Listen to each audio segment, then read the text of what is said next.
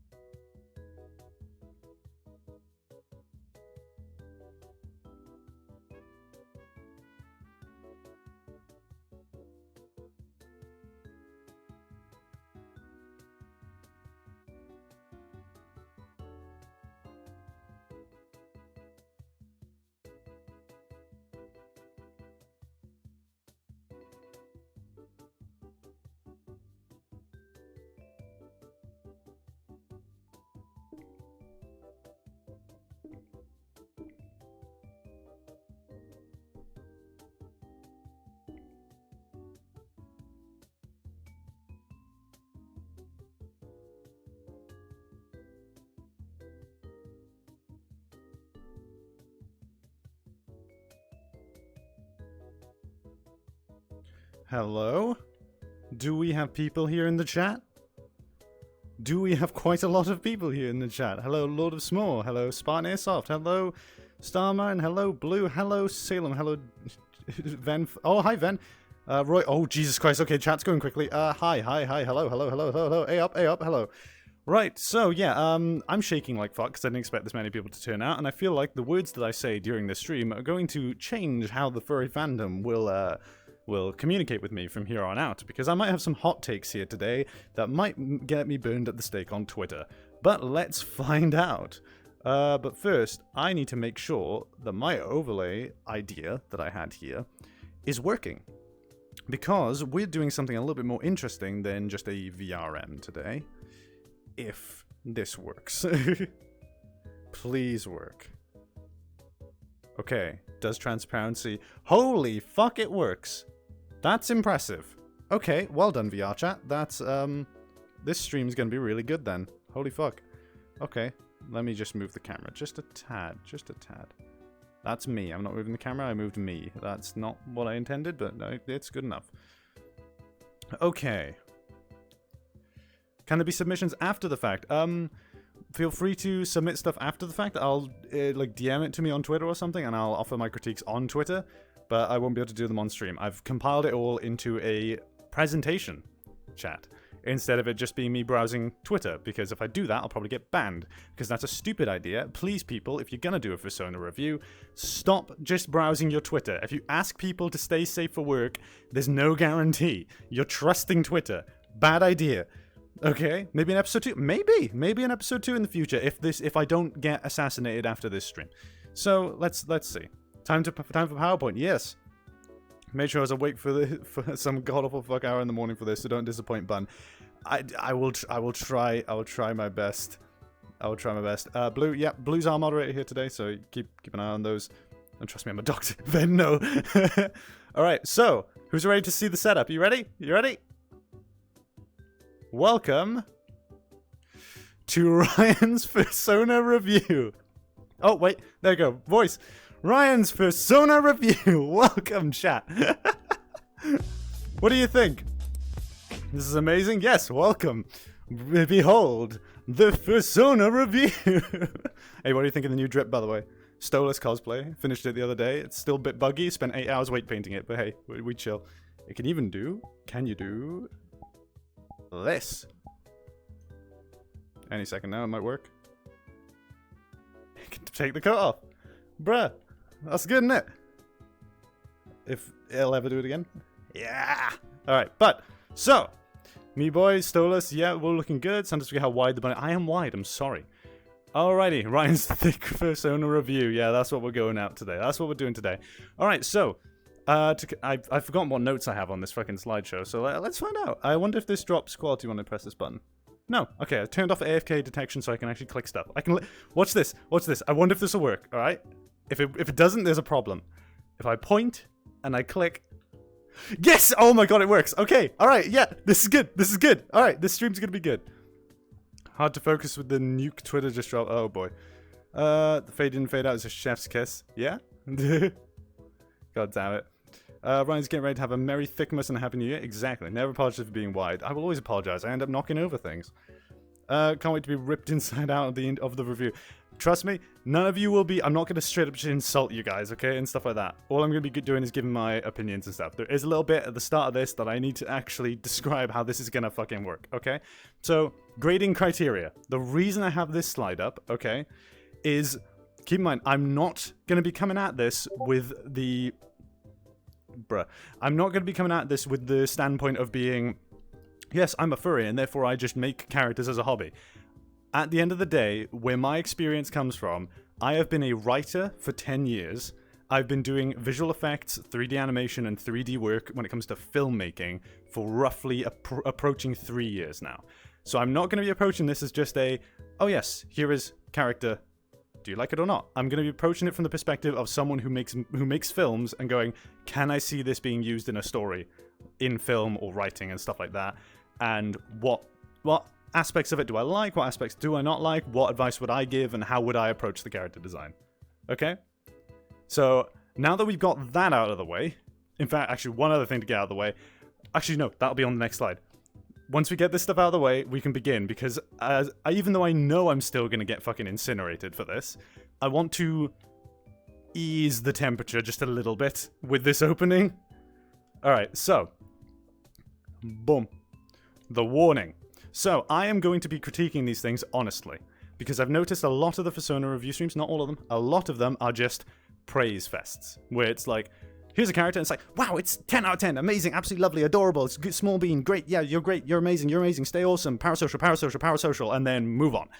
And I'm saying, like, you didn't give any help to that person. Yes, you said that they're beautiful and they're lovely and stuff like that, but that doesn't help them with design. You've got to offer some critiques, got to offer some advice, give your standpoint on it, okay? If I like something, I'll say I like it. If I don't like something, I'm gonna say I don't like it. I'm not going to lie to any of you, okay? So once we got that out of the way, and also, one final thing, my opinion on your design does not in any way reflect my opinion on you, okay? I'm not going for personal shit here. I'm just critiquing the design from my standpoint. Keep in mind, I'm a minimalist guy. I like minimalism. So... if you don't like my opinion, if you don't like if you disagree with me, that's completely fine, and that's great, because that shows that you're a normal person, and therefore not someone who's just a yes man. Have your own opinion on things. I'm offering mine here today, okay? You know why it's like that, and why the stream's gonna end in flames. I mean, praise is never bad, the danger is sugarcoating too hard. Exactly. This is 100%, 1000% not personal. We choose to put a character in front of a firing squad. Yes. Black and White Bunny is still popular, just goes to show. Yeah. So, I've given you guys ample warning. I gave a warning on every single post I made about this stream. I gave warnings on the Twitter. I gave warnings verbally to people who wanted to know about it in VR chat and stuff. This is it. You guys have submitted your characters at your own free will. We begin today, and I'm looking dapper today for it. So, I can't get over it. I look good. Alright. Oh yeah, I forgot to mention this. I didn't really mention much of this during the actual tweets. Essentially, what we are going to be doing is, once we've done the reviews of the characters, just to give you guys more of an insight as to how I create characters, and like how I've gone about it over the years, we are going to be making some characters together. We won't be drawing them, we won't be designing them, but hey, if anybody wants to make some fan art of them after the stream and send them to me on Twitter, I'll show them at the end of another stream or something. But we're going to be I'll literally be standing here, getting prompts from you guys in chat, and just brainstorming ideas and throwing them out, and feel free to use any of them. I'll come up with ideas for you, and just feel free to just use them and go, make some characters, do whatever you want with them.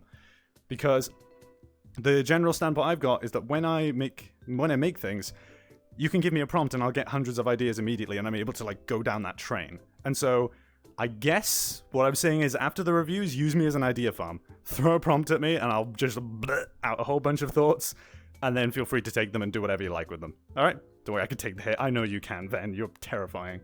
Alrighty. So, we begin. Our first character to review today. Who have we got? I've completely forgotten the order of this. Begin. What the fuck? Oh, that button does stuff. Oh, shit. Okay, hold on. Begin! First up, we've got Cora by Salem. I wonder how well you can see it. Everyone, hope you're doing well. I'm doing good. We'll see what happens at the end of the stream. So, this is Cora. Salem is in the chat, I do believe. I know Salem. I know Salem personally. So, I've got to try and forego the fact that they are friend and therefore look at character design. But I have to say, I like the design. The art is really nice as well, straight up. Yeah, I don't know. I've always quite liked how Salem did the sort of little orb birds and stuff like that. They're always quite adorable to me. But it just looks like a sweet character. I'm trying to think of anything I could potentially critique here. Like, it's quite difficult. Because this is just an all-round, quite a normal-looking character. It looks like just a sweet lady kind of thing. Like, if you were doing it in a story, you could imagine perhaps, like, the characters go to them for advice or something. Or kind of like, you know... I don't know. How would I kind of really describe it? Like Spider-Man's aunt, if you like, Spider-Man's aunt or something like that. If you get what I mean. Simple art doing the job it's supposed to. Yeah, exactly. Since Salem hasn't really given us much to go on other than this, there's not really much else I can really say about it. It's a good all-round design. Thank you for the follow, El Diablo. Most of the story I can imagine around her is her dealing with dozens of hectic birds. I can see that. Very like Disney princess style, I suppose, isn't it? Yeah. I don't know. There's not really much else I can really say. I'd like to see more poses, like more actual... Because this immediately tells a story in it. By the way, this is what I tend to like when it comes to giving me, like, reference images or something. Having a T-pose character from different directions is great for a 3D artist and stuff like that. But I love to see ones where they're in dramatic poses, because you know, a reference shouldn't just be, here's their visual. You've also got their personality when they're posing, stuff like this. But, yeah, we've started off with a really high note. I can't really give much of a critique here. Other than I'd just like to see some more, you know, more expression and poses and bits of story, I guess. Did Salem put any text along with it? Ah, yes, he did. Okay. Cora, in a way, is someone who showed the shift. My love of birds being her start as just the tiny blue orb, and as I grew, had dreams and even at one point the desire to try and change myself to be seen different. So Cora was born from the beauty, love, and caring I wanted to put out. In all, since I ran out of text limit, yeah, Twitter, she is the free, self-unrestricted, airheaded, loving to dress up and puff those feathers up to hug her friends. Though in a D&D game, she wound up an ice warrior, froze her enemy or jerked solid to prove that she was not just a pretty bird. I can see that. Bit of an outfit change and stuff like that. I can see them doing stuff like that. Not me already regretting submitting a goofy pick I got for Halloween. I'm sorry, I saw your pick. Don't you worry. Look, I apologize in advance for anybody that I critique. All right, and I will say, and this is gonna get some of you worried. For any of you who know me and my opinions on certain species in the furry fandom, we do have a couple of protogens in this. I won't say much more than that. But let's carry on. All right, boom. Squeaker by Jordan Drawings. Jordan's a good friend of mine again. I think Twitter prioritized putting friends at the top of the list, I think. But we got Jordan here. Absolutely beautiful design. That one there is drawn by Ebsulam, the one on the right here. But that one there... I'm like really misaligned compared to you guys. Wait, is my legs like... Oh, my legs are sort of clipping. Oh well, apologies. Cute. Yeah, it's adorable. Absolutely adorable. But yeah, Jordan drew the one on the left over there. So I will say Jordan's done some fan art of Ryan the Bun as well. Jordan is a wonderful artist, absolutely wholesome being. Definitely give them a follow. They are a wonderful, wonderful person. There they are in chat. Yeah, the thing about Squeaker is that you were technically the one who inspired me to make him. I was.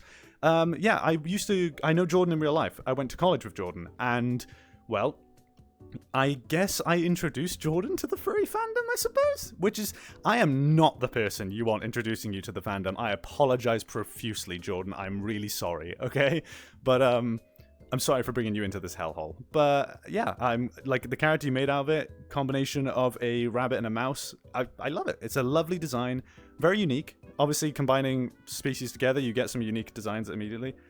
Oh shit, I didn't mention the artist for my pictures, but hey, when we get to you, just feel free to, like, post them in the chat or something. Get them ready, okay? The VRC frame is high, might need to be lowered. Yeah, unfortunately, I can't really do that, because VR chat has a really weird resolution. I'm sorry. We're just gonna have to deal with cut-off legs for now. Not that there's anything to see down there anyway. You guys just want to see that, don't you? Alright, so... yeah, it is adorable. And... Okay, let's see. There's text associated with it, but you guys can't see, because I'm stood in the way. I didn't plan ahead. Ah, where am I stood? Where am I in my room? Hold on. Okay. I haven't drawn him in a while, but this is Squeaker, a rabbit-mouse hybrid. Also, the second image was done by my friend, Ebsulam. Also, no lore, he's just a fluffball that exists, and he's content with that. Yes, so even if you have no lore, that's completely fine. I definitely do specialize in a lot more of writing, because as I said, writing for 10 years, filmmaking for 3. So I can, in terms of character designs and stuff and things like that, and thinking about film, I can do that pretty well. But when it comes to writing lore, that's where my brain goes, cardinal sin of writing right there. Possibly better to DM it to me and I can post it. Ryan might not be able... Oh, yeah, they might not be able to. DM the artist credits to Blue, and when we get to you, we'll do that. Alrighty. Ah, Jesus. Thank you for the follow, Astronomical. Alright, so yeah, once again, starting off on high note, Jordan's character, very simple design. It serves its purpose. Yeah. I don't know. There's not really much else I can see. What I do want to see from you, Jordan, though, is I want to see you make some actual story stuff with them. I want to see some story. Unless you don't want to. But yes, what's it called? I remember distinctly that you were writing some really great stories back in college. I want to see more. You were really good at it. Genuinely. Alrighty, next. Jacques. Forgot to mention the lore of my circle. If you select the name is Saj. Yes. Did I pronounce that right, by the way? Every time I see the little apostrophes. Someone in here has an umlaut above an E in their name. And I remember it because I distinctly had to look up how the fuck you had special characters to goddamn Google Sheets. It's about base model. Who would make an OC using this base? This isn't the base I use. This is my own custom base. This is the Ryan the Bun Nanachi base. But yes, that was me, lol. Was it you? I think it was a bird or something. Some bird had an umlaut over an E. I don't know. I can't remember who. Oh, Zoe. I might have missed your one having that then as well. From Pugo server. Ah, right. Well, welcome. Did my tracking just die from my tracking's having a good time. Proper way to say arg insert tongue roll gay. I will try my best when we get there. I am Welsh, therefore we're used to that. Anyway, Ansaldo. So this is my good friend Jack. Once again, Twitter seems to be prioritizing friends. But yeah, Jack just posted his ref sheet and stuff like that. It's a Nanachi base. There's not really much in addition to the base thing. It's pretty much just color shifted. But, I mean, it works. It works for its purpose. He's nude in the top right. Oh, hello. Thank you for the 100 bits.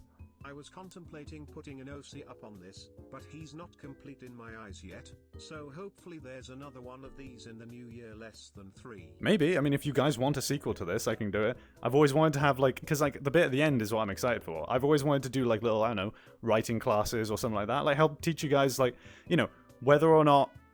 I wouldn't consider myself a professional, but it's just like teaching you guys how I go across these things. And then you guys take that and go, okay, maybe I'll take these aspects from what Ryan does and then plug in my own stuff. You know, I think that could be fun. I feel like there'll be a lot of these. You'd be surprised. But no, this is fine. Working from a base model is fine. I can't really critique much because the base model is good. All I can really hope to add to it is like maybe just some extra unique geometry. Because like right now what you've got is the standard... Where's my hand pointing? Is this not in the correct spot? Hold on. Let me see if I can align this a bit nicer so I can like pull it closer to me, because I'm looking at a completely different screen to what you guys are. So if I point, no, make it a bit smaller perhaps. There, point. Good enough. Good enough. So yeah, for this lesson we're writing about no. If I remember, I've talked to you about Ven's Law before. I think you did, yes. Ryan absolutely annihilates his Twitch chat by episode 2. Oh, God. Ryan the Bun, more like Ryan the wrong spot. Yes, I am in the wrong spot. I really want to see a behind the scene at the end of stream. I can try. This is absurd. It is fucking weird, but it works, and I'm really proud of it. I didn't think this would work. Literally, I've got a VR chat camera there. It's set to use transparency, and then that's layered on top of footage of my browser, which is... Oh, bloody hell. The spreadsheet. Sorry, I've been drinking a lot of soda. Alrighty, so... Yeah, the only thing I can really say is add some unique geometry. I do know for a fact that Jack does have a reg helmet that he modeled. Or either that or found from the game. In fact, yeah, you can see it, actually. Hang on. Where am I? In my room. I am in really bad spots. Hang on. Fucking... There. He's got the helmet on there. All right. So I'd like to see more pictures of that, because then there's actual unique geometry and stuff like that. But then again, I can't really say much because my default model is colored button with a bow tie and bracer, but that's called, keeping it simple, with iconography. Recognizable, unique aspects to it. So the bow tie and the bracer. Sometimes if people are a big enough fan of like my character, for example, if they see a picture of a bow tie on its own, they might think, ah, Ryan the Bun. You know, it might come to mind because it's iconography. Sorry, character design studies, yay. Don't drink too much soda, Ryan. This isn't that kind of stream. No, it's not. Yeah, that what I guess. Only thing I wonder is how you got your browser in VR chat. Using Steam. Steam allows you to just place things around. It's great. So I've got a screen there, and I've got my Twitch chat screen on my hand. Alright, so yeah, that's all I can really say for Jack. Now, Jack did put a word. He put some text along with the tweet. That text was only... Yeah. So I think we found that Jack has a bias. I think he has a bit of a bias. That's all he wrote. You know what? I agree. Should we agree? Is Jack goated? Is Jack goated? Chat, what do we think? Is Jack goated? Goated? Hasid? No. Goated? Yeah. Clap? Yeah. Round of... Well done. Bravo. Very bravo. Bravo. Jack is bunnied. At least he's goated, not goated. But what? But is it with the sauce? I don't know. Is he goated with the swouse? Is he a quirked up yellow boy? Yellow bun? This music is going to unhinge me, by the way. Like, this is slowly going to make me go to stupid humor. But welcome to the stream. Next! Garbel Zorkis by G Zorkis. I know it's bad because I'm not the best at at art, and I only relatively recently created my Fursona, but here he is. I drew the second one. The first one I made with the help of a website. Right, yeah. So this is an instance where I'm going to describe a little feature, right? A little like issue when it comes to some of the ref images I got sent, right? So while I'm here to critique character design and not art itself, the problem is that art and design go hand in hand. If your art is like really, like for example here, like he said, he's not the best at art and stuff. You can see it is very scribbly. It's very messy. As such, the character design, you can't tell what the design is in the right image. But thank God he sent this. You know, he sent the other image. So yeah, you can see the character design over there. It's a very nice design. I do like it. Very simple. It's got little iconography once again, like I mentioned before. There's actually quite a unique pattern for the eye fur, actually, having the little like spikes on the side as well. I've not seen that before. But having a little star and heart on it and stuff, it really does immediately make it, you know, more recognizable as a style, straight up. Whereas over here, because of the art quality, you can't tell what the design was supposed to be. So art and design goes hand in hand. I'm not here to critique art, but it does end up taking away from me being able to see the design in the first place. In terms of extra, I mean, I'd love to see one where it's got full body or something. Maybe put some clothing on it. Because that's one thing I've noticed furries don't seem to like to do, is put clothes on your character. Clothes on a character immediately allow you to be like 10 times more expressive with it. Yes, I know, everybody wants to be nude because you're all lewd motherfuckers. But the issue is, for example, me stood here. I'm a furry character, but I'm wearing this like cloak and shit like that. Even when I'm wearing the normal one, I've got a bow tie. Clothing options allow you to express the character's personality through what they wear. I wear a suit but no pants. Clothes for the humans. How dare you call me out like that? Hey. You've got braces. You've got something at least. Alright, next up. Mitsuko by @WereBearMitsuko. My cursor is on screen, fuck. I haven't 100% figured out the lore, however, my character is half werebear, half demon. Okay, so we got a bear, we got a burr. We got a burr, people, we got a burr. So, I think this is the only bear we've got on here, actually, which is, you know, bears are quite a rare species, so that's not that I've seen in the fandom anyway, so quite nice. In terms of design, once again, you got clothing over here, it just sells the aesthetic of the character. Immediately from the picture, you know, you've got a sense of personality. Maybe he's an equestrian or something. Very much feels like what's the word? Is it rural? Rural is like not in city. The opposite. No, it was rural city. I don't know. The other one, the one that's not in city. Bears, flannel, they seem to go hand in hand. Yeah, I've noticed that. I've noticed that. Red flannel shirt and stuff. I would like to see, once again, like I mentioned before, some more unique components, because right now you've got flannel shirt and trousers. Maybe add something like, I don't know, perhaps there's like a bracelet with a unique design or some kind of ring or an ear piercing, just something that stands out and makes him unique. So that means you can use that to add some story.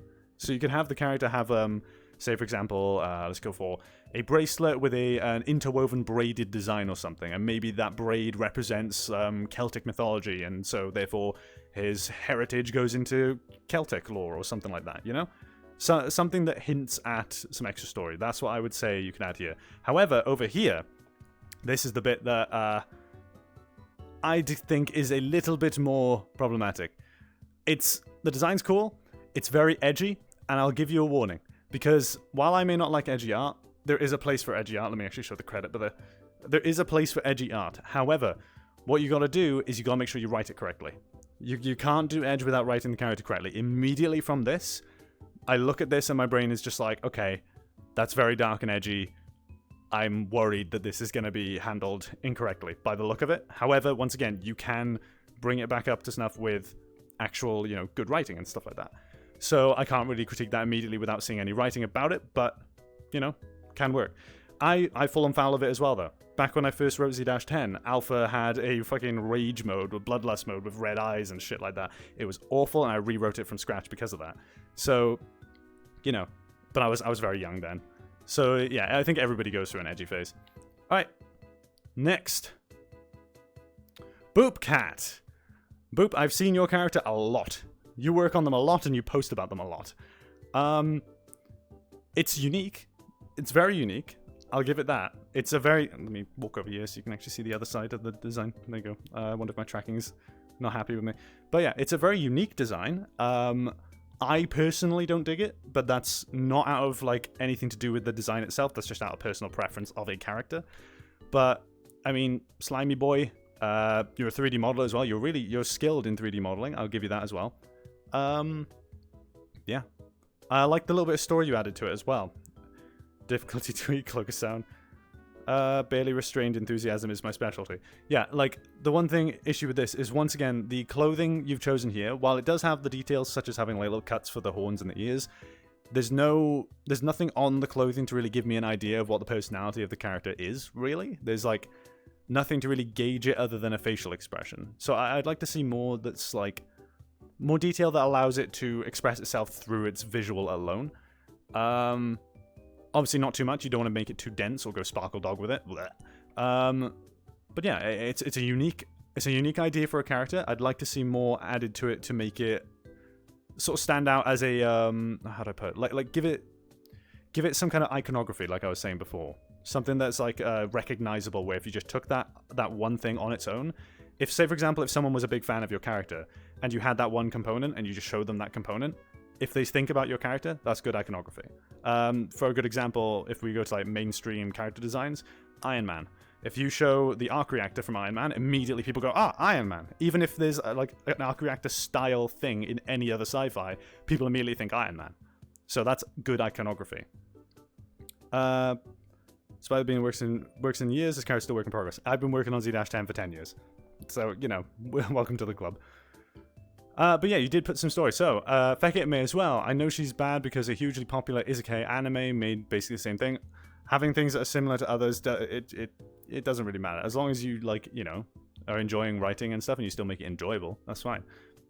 A slime that got way too powerful, copying the abilities of other monsters, and now just kind of goofs off.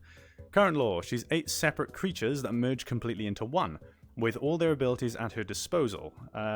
Resides in a living fortress that's also part of her, and never got much development past that, jokingly referred to as the secret extra boss that spams gimmicks. I love the idea of the living fortress. That is really cool. I love that idea. When the character was transparent, they had a glowing orb in their chest meant to serve that purpose, but transparency is problematic. Yeah, I can agree there. I know the issues. But yeah, no, I love the idea of the living fortress, where, they live in a home that is them. They could, form it to be whatever, shape they'd like, or whatever kind of furniture they need at the time. You could do some really, really inventive things like that, and even, say, for example, if there was a fight broke out, I don't know how your story goes, but if there's any kind of conflict, you could have it so that they lure them into what they think is just a normal, home or fortress, and then suddenly the walls are attacking them, The fortress can also move, but she has no reason to make it move. Yeah, so that's a cool idea. I do love that. You can do some really creative things with that, but yeah, go off. Alright, next up.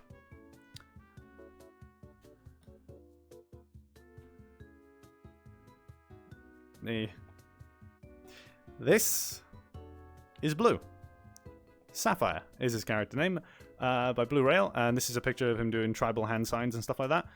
So, like I was mentioning to Blue in chat before, his character is just a recolored Hobkin. However, if there's one thing that I know Blue is really good at, is the story so far. I've been really enjoying the story he's put so far.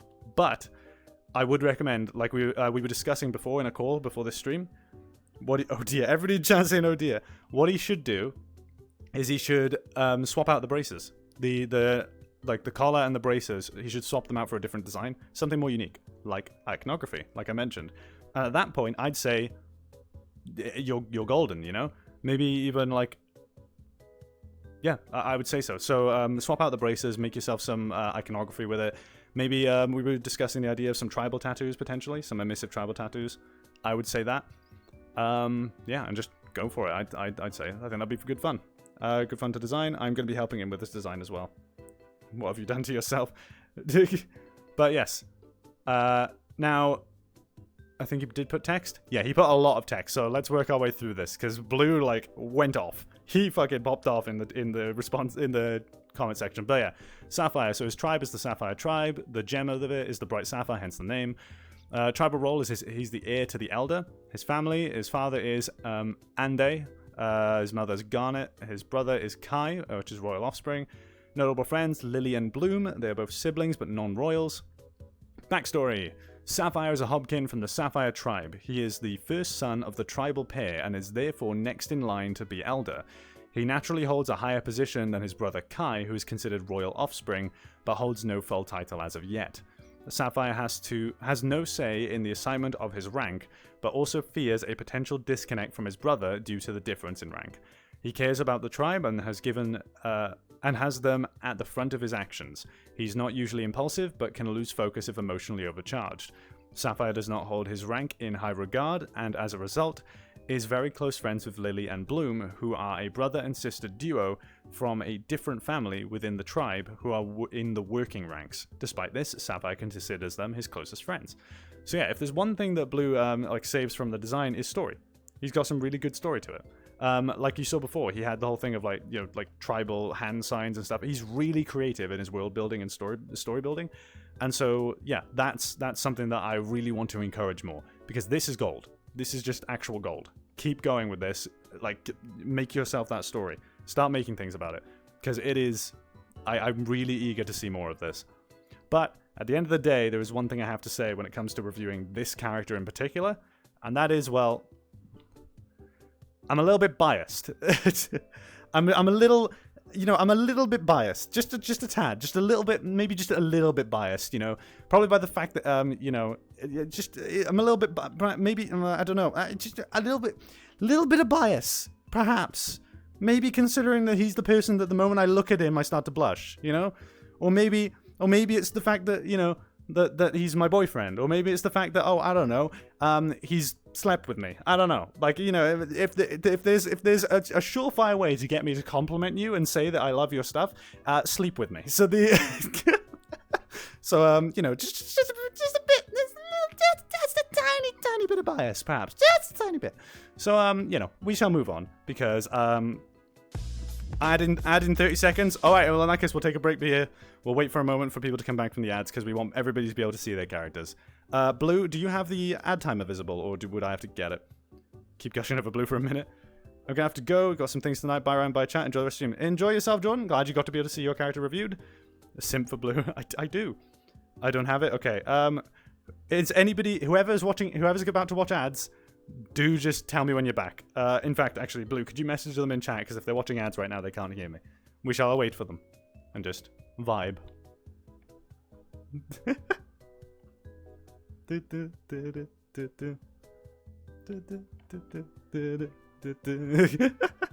Let us know when you're back from ads, guys. Yep.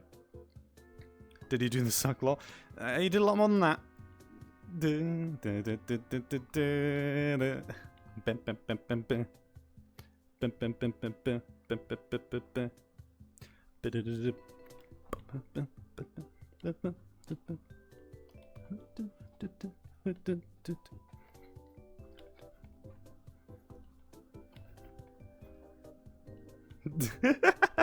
Vibe. This is vibe. I have to add more lore next time. Wii music. Bow chicka bow wow. What do you mean bow chicka bow wow? Oh, right. I've got one more. You got one more? I've never really gone into world building or story crafting, but I've been told I'd be good at it. Still though, don't even know where to start or how I'd even want to write. Well, welcome to the correct stream for you. Because at the end of this, we're going to be doing some world building and storying, and you guys will get to ask me questions as to how I would go about making story and stuff like that, and we'll make some stories together. We'll make some little characters and stories just briefly, and those ideas, they're not going to be mine. It is just freedom to do whatever the fuck you want with the ideas that we come up with at the end of this stream. And back. Alright, I think people might be back now. Hopefully everybody's back. We shall see. If you're back from the ads, do tell me in chat. Back, one more ad for that person. Alright, okay, we're waiting. Not that music. We're vibing.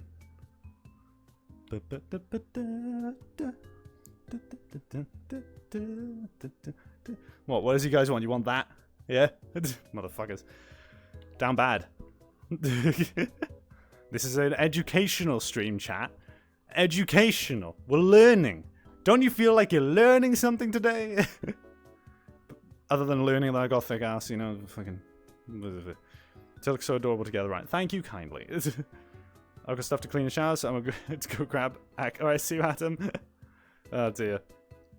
Back of that dump truck, and back. We're back. We're all back. We good? We good? Because we are going in 5, 4, 3, 2, 1. No, I love him. All right, next. Tech by Light After Dark. This is Tech, a scientist who uses magic and technology in tandem to create machines, weapons, and even potions. His favorite one being the hand cannon target. Hand cannon. Target fires a round that can be controlled with his glove. Okay, immediately the weapon, I like it. It's been done before, but I do like the idea of the weapon. I'm not focusing on the image yet. Magic and technology in tandem, that's cool. You don't often see that. It's usually either focusing 100% magic or tech. Character design. Now, I don't know how you went about making this. I think you drew it. Once again, we have a similar issue to before where like some of the art quality is taking away from some of the details, so I won't be able to actually see what it's going for. It's a very dense design, but not enough to the point where it'll completely, you know, throw out all semblance of focus and stuff. Education will survive. Will it survive Ryan's hip check? That is the question. Yeah, gotta say hydraulic hip channel. Let's go. But yeah, so like looking at just design-wise, it's unique. It's quite recognizable. The hair is a bit much, in my opinion. It feels like something that would come out of Crash, like Crash Bandicoot. I don't know why, but I'm getting Neo Cortex vibes from it. I don't know what it is about it that's drawing that for me, but it is immensely. However, you say he's a scientist, but I don't see that in his design. That's the problem. I don't see that in its design. I see royalty. But that's mostly because of the gold and purple. Because purple was historically used in royalty, hence, you know, stuff like this. Gold and purple color schemes were used in royal designs historically. And as such, they have a connotation with that in modern day. So, I don't know. I see royalty here. I don't see scientist. I would love to know what these little golden clips on the ears are, though. I don't know what those would be. So I'd like to see more detail here as like what each of these things. And why does he have an Ankh symbol? Is it like... is this like Egyptian themed and stuff like that? There's a lot of questions here. The design offers a lot of questions that I would love to see answered. But yeah, I'd love to see some more like well put together like artwork to really show off the design and give me some more story, give me some more context as to what's going on here. I'm getting DBZ Lord of Destruction vibes myself. Are you? I don't watch Dragon Ball Z because here's a hot take. I think it's shit. Now let's move on before I get killed. Now the. No, we'll go across those opinions later. Don't you worry. I've got some things to say about that. Oh fuck! It's Ven. Fuck! I didn't even click it. I fucking tapped the thing wrong. Okay, well, that scared the shit out of me. Venfar. So Ven is in the chat right now. Welcome, Ven. So yeah, Ven is a crocodile. Well, or alligator. What are you, Ven? Are you a crocodile or an alligator? I keep forgetting. You're a croc, aren't you? Gator. Croc. It's Croc. Alright, Ven is a croc. This reminds me, I think a good test of is this character design good is to take the design and simplify it again and again, see how simple you're able to still keep it recognizable. Take Mario, for instance. You could have a fucking pill with blue, red skin tone and then red again, and you could still see Mario in that. Yeah, exactly. If you heard of Beerus, you know what the God of Destruction is. I don't know. I've tried to watch Dragon Ball many times. People have tried to get me into Dragon Ball many times, and every single time I'm just bored out of my fucking mind. Salty. Yes. So, this is Ven's design. Here you go, chappy. Ven Father Plague Dr. Croco. I don't have much lore on him apart from he makes potions from the many bandoliers and pouches tied to his body, and his favourite weapon is the halberd. He also enjoys making puns and dad jokes. Now, I'm immediately going to say this. I love this design. This design is really nice. It's a unique species. It's a unique outfit. I love the look of it. The Plague Doctor mask will just not fucking fit on him, which I've always found kind of funny. But he just like has it on his hip and stuff like that. The weapon is unique. This design is really, really good. You could make stuff recognizable about it just by having perhaps like the Plague Doctor mask on its own immediately is just like, okay, yeah, there's iconography style there. This is a good, this is just straight up a good showcase of good character design, hands down. Honestly, like there's not really much else I can really say. He's detailed enough to the point where it's, you can tell it's Venfar if you like knew of the character. Yeah. And in like say for example, you had a Horde of Crocs in similar designs and stuff, but he had like the little bird skull and the Plague Doctor and the unique halberd. Immediately he's recognizable and stand out from a crowd. A Croc that says dad jokes, I like that. Yeah, but Ven's character design is really good. I love it. The newer colors have stripes on the skin. Ah, yes, I did see before because I do know Ven. I did see those designs. So yeah, I love it. It's a really good design. I've really got nothing else to say about it, in all honesty. Like, in fact, this should speak volumes to it. I don't tend to like scalies, but I love this design. Like, there you go. So, next up, Fex Fox by @FexTheFox. Fex Fox. So yeah, this is a good ref sheet, by the way. So immediately you've got little outfits here. We can see like nerdy stuff, Atari and stuff like that. RGB stripes as well. So very much like, liking retro and gaming and stuff like that. Implied immediately from any of the outfits they wear in the corners. Design-wise, you don't see many characters with a fur pattern, like a fur color like this, because what you've got is the underbelly fur. What would normally be the lighter shade is actually a darker shade here, which is different. It's a complete inversion. Makes the face quite unique when you look down here and you can see the face. Hang on, let's read what it is. So stripes, same color as tail, goes up the back. Okay. RGB stripes on the front, left back leg only, so being very specific in terms of location.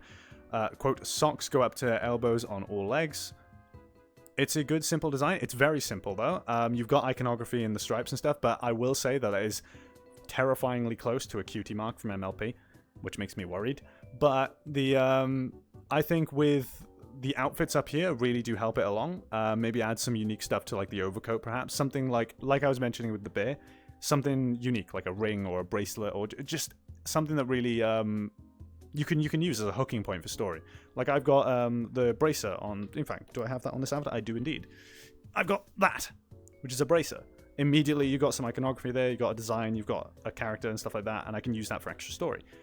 But once again, if your intent is not to go for story with this, then that's completely fine. Now, there's the credit for art down there. I don't know if you can see it on stream. Yes, you can. That's good.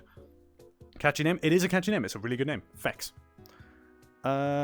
One thing I think would be cool to see on Venfar is a particular scar on his face or something. A scar that really stands out as its own unique, to be recognizable on its own. I can agree there, yeah. Dork. Hi, Beric. How you doing? We missed the one bear of the stream. You missed the one bear. I'm sorry. There was a bear here. Managed to get a new reference sheet because mine is kind of outdated. He does have scars on his face, but the only pick I have of newer colors is some spicy artwork in my VRC avatar. Yeah, we won't be able to show that here. Wow, yeah, you missed the one bear. This is just the artist and me speaking, but I'd be curious to see the line art on top of the darker fur be done in a lighter color to more easily stand out against the dark fur. But that's aside the point. The design here is really nice. The line art on top of the darker fur be done in a. I can agree there. Yeah, I can agree there to an extent. But no, yeah, it's a good design. I like it. On mobile, it'll be hard to see though. I will say mobile will make some of the facial detail leave, but it's good. It's good. It's a good design. My critiques still stand, like I said earlier. Yeah, it's good. I like it. Ruka. Now, Ruka, I've been waiting for your one. How dare you? How dare you submit stunning, beautiful art to this hellhole? How dare you sully this cursed hell with your stunning art? What the fuck? Look, the artist credits are down here. I don't know who exactly they are. Feel free to type them in chat. But bloody hell, Lucas Cutie Pie. This is fucking pretty. Genuinely beautiful art. Like, holy shit. Like, what the fuck? How? But like, I think in terms of art design artists, I can't read that one. Tenyon 2021. Oh, Tenyon. Tenynn art. That's the at tag for the artist who did, I think, both of these. Absolutely stunning. Character design, it's a fox, but I did notice that in your design you did say they're a fox kangaroo, so they have a pouch and stuff like that. So immediately you've got some extra little bit of uniqueness there. It's just hard to really show because, you know, clothing and stuff like that. And we don't really want you to be nude on stream, so, you know. I like the pink hair. I love the flower. The little flower in the hair. Immediately there, that's iconography straight up there. So you've got that, and you can use that for, like, you know, extra designs. Like, say, for example, if you were a VTuber, right? And you had that flower in the hair as your VTuber design, you could utilize that flower as a sort of design, like, motif. Like, where your different layers and stuff might have little flower designs and various different other things like that. You can use that to inform your other designs you would go along with. Like, I can imagine, say, for example, you wanted to make merch of your character. You could have a simplistic one with just the flower on it. Iconography. Welcome to iconography. Toxictoby says 10 art. Ah, right, okay. There you go. All of the art I posted is by them. The flower is meant to be a key part of it, but my artist forgot to put it on the ref sheet. Ah, right, okay. But yeah, I do think, yeah, iconography-wise, that's a good little one. It's a simple design, and it sells it well. And, you know, I can't really give much critique there. You've done pretty much everything I've pretty much said during this stream so far. Did you put story along with it, I wonder? I forget. Yes, you did something. Okay. This is Ruka. She's a foxroo, or fox kangaroo. Basically just a fox with a kangaroo pouch. There's a lot of lore for Ruka, but most of it is in different universes, so I'll keep it simple with she's attuned to the lightning element, which makes her quick. So, okay, with that as the motif you're going for, with lightning, maybe try and incorporate lightning into the base design in some way. Obviously, don't go full Flash with it and have just a fucking thunderbolt on the chest, but maybe the flower itself could, like, I don't know, something about it. Maybe every now and then the flower, like, on the stamen, is it the stamen? The stamen? The little bits on the flower. Perhaps, like, there could be some electricity arc in between them. Maybe they give off some kind of static or something. Something like that. Or maybe an outfit that is, like, lightning themed. I don't know, something like that. That could be good. Flower reminded me of the Hawaiian traditional flowers. Yeah, I can agree there. The only critique I have is that it's a little hard to tell they're a fox kangaroo, since most of the key features are very fox-like. Maybe the tail could be more like a kangaroo tail, or the legs more shaped like kangaroos. Don't need to make it like a chimera, but having a little more kangaroo to be visually represented would be nice to see. True. I mean, I'm completely fine with this. Even if it was just a fox, I'd be completely fine with it. Because at the end of the day, while there are some species in the fandom that are more used than others, wolves, foxes, and stuff like that, and some of them I'd claim to be overrated, that doesn't take away from character design, in my opinion. You know, your choice was a common choice, but it's a common choice because people like it. It's popular because people tend to like it. And as such, you know, it just depends on what you do with the character from there. This one's beautiful. I can agree there. I do like the ring around the nose as well. I've seen that before, but it's a nice little design motif there. It's supposed to be mainly a fox. Almost none of her art has a pouch in it, but some does. Fair. Yeah. Yes, they're called the stamen. Sparking like a Jacob's ladder would be amusing. Yeah, that'd be interesting. But yeah, that's pretty much all I can really say here. How dare you submit such beautiful art? How dare? We are ugly creatures here. I am an ugly creature. How dare you show me up with this beauty? Alright, next. Melody by @banjo33333. 33333. Accidentally pressed the button. I think it did something. I'm sorry. So might as well. Melody is a cartoon, quote, wolf that travels the multiverse. I have very strong opinions on multiverse stuff. Her gloves are a reference to Bugs Bunny's old gloves, where they were yellow instead of white. Okay, yeah, I can see that.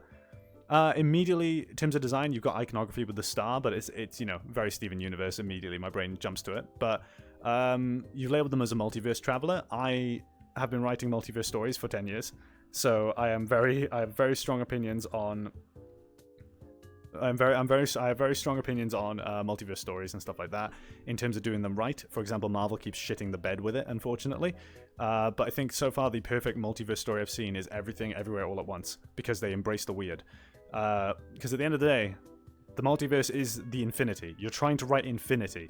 That is an extremely hard thing to do, and even professional writers struggle with it. It is very tough. You've got to take it slowly, okay? But so far, I'm not seeing, you've not shown us any of the writing you've done of the whole multiverse thing, but I do love the portal. Very simple, square-shaped. If it was an oval shape, then immediately I'd be like, that's just portal, you know? But the fact that it's square and stuff, and it's a simple design, cool. It doesn't need to be anything flashy. I personally have gone for something really flashy in the multiverse stuff I've written. Very much inspired by Primeval, with like a whole, shattered glass aesthetic and stuff like that. But, I mean, I do like it. It's a simple design. A unique hairstyle, actually, that I've not seen on many people's Fursonas. I'll be 100% honest with you.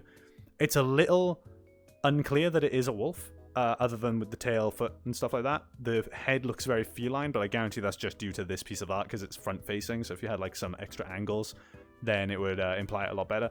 But the muzzle looks like it's a cat. Yeah. That's all I can pretty much say there.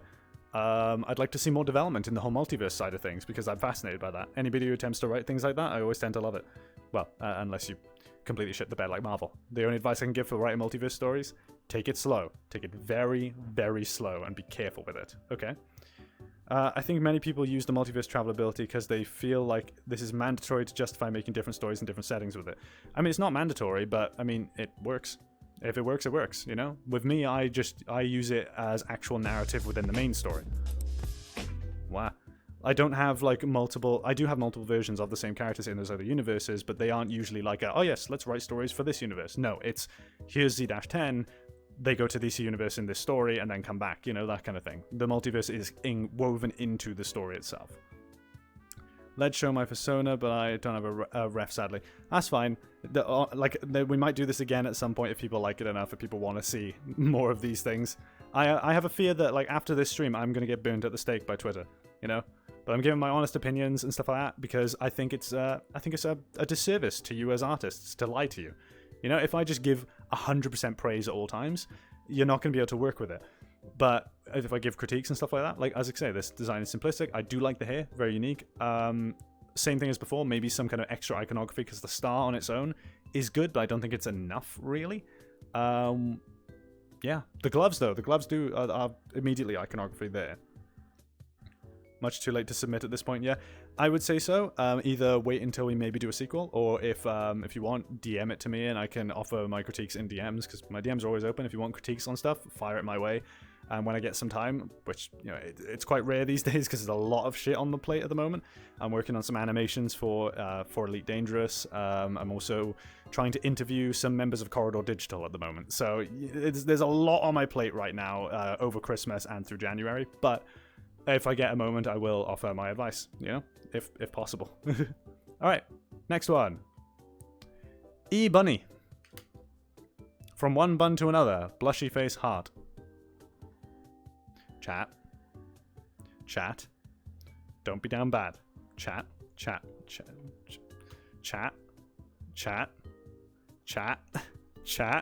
Don't be down bad, chat. Don't. But yes, no, character design wise, I absolutely adore it. It's, obviously I'm biased. It's a bunny. Haha. Bunnies are amazing. Bunnies are great. But straight up immediately, very unique fur pattern. It's not too dense, like, because some people will go with fur patterns, but you end up with this really dense, clashing kind of like detail. And at that point, what the result is that it's really hard for your eye to rest anywhere, because you need there to be a position on your character your eyes will rest. For me, the resting point of mine is back there. But, that's not to do with the clothing or anything. That's to do with you guys being down bad. But the yeah, in terms of this, you've got this lovely fur pattern and stuff. I love the little speckled dots on the thighs there and up on the shoulders as well. I love that you've got these little piercings up at the top of the ears too. The face has like a lot of attitude to it, the eyeshadow and stuff like that. This is good character design in my opinion. Yeah, I think it's really good. From one bun to another, I think this is great. Really love the hairstyle as well. What I will say, This works perfectly for stuff like, say for example, if you're going to make a comic or kind of like art pieces that have little stories to them, you can do that really well with this. I pity the fool who attempts to make this into an animation or into a fursuit, because fursuiting this, the fur pattern maybe would be a semi-alright to be able to pull off. The hair would be a nightmare. But in terms of animation, yeah, you've got a lot of detail on here, so if there was an animated version of the character, your animators, if it was 2D animation, are going to have to track that detail, like, for every frame. So that'd be a nightmare. But in terms of just design on a still image, fantastic, I'd say. Really good work. Yeah. I'm trying to think what else I can really offer as advice here.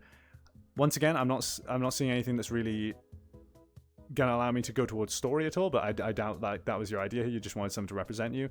I'm seeing the background there. I'm seeing a bunch of pink. Is that part of the hair back there? Or is it part... No, the tail stops there. I'm seeing some pink hair there. So once again, like before, this is only one image. I would love to see more from just different angles where I can see what that bit behind there on the hair is. Because to me, it looks like you've got a brown outer coat into the hair, and then on the inside it's pink. I might be right in assuming that. I don't know. Says chat's down bad and then just draws focus to the rear. Everybody's already focused on my rear then. It's quite difficult for me to draw focus away from it these days. The fur pattern is mostly just mail it in with airbrush for most of it, but hey, the fluffy hair would be a nightmare. Fully agreed. But unless to bring focus to it, I would have posted more art of my guy. Most was not tasteful enough.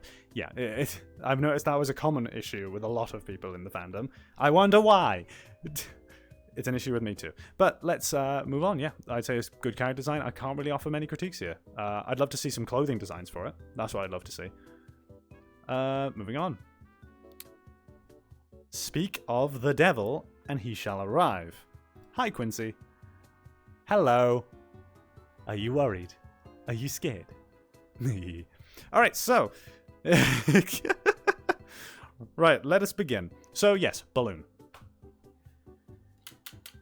So, Lord Quincy, the prince himself, happens to be in a Halloween costume, rules over a modest kingdom full of folk like him, may not have been made by a balloon dragon soft boy. I will start by saying, not my thing. Not my thing at all. Character design-wise, I'll say it's unique. I'm not really in any position to, like, offer advice here, because straight up, this kind of character is not something I would ever make. So I have no idea what would be valuable in making a character like this.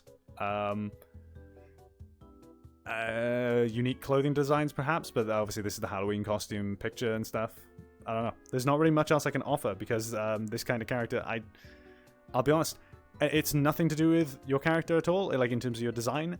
I just don't like the look of the character, solely because of just the general idea of it. I don't generally like it. Reason being is that if you were to try and write anything with it, what you've got is a very fragile character.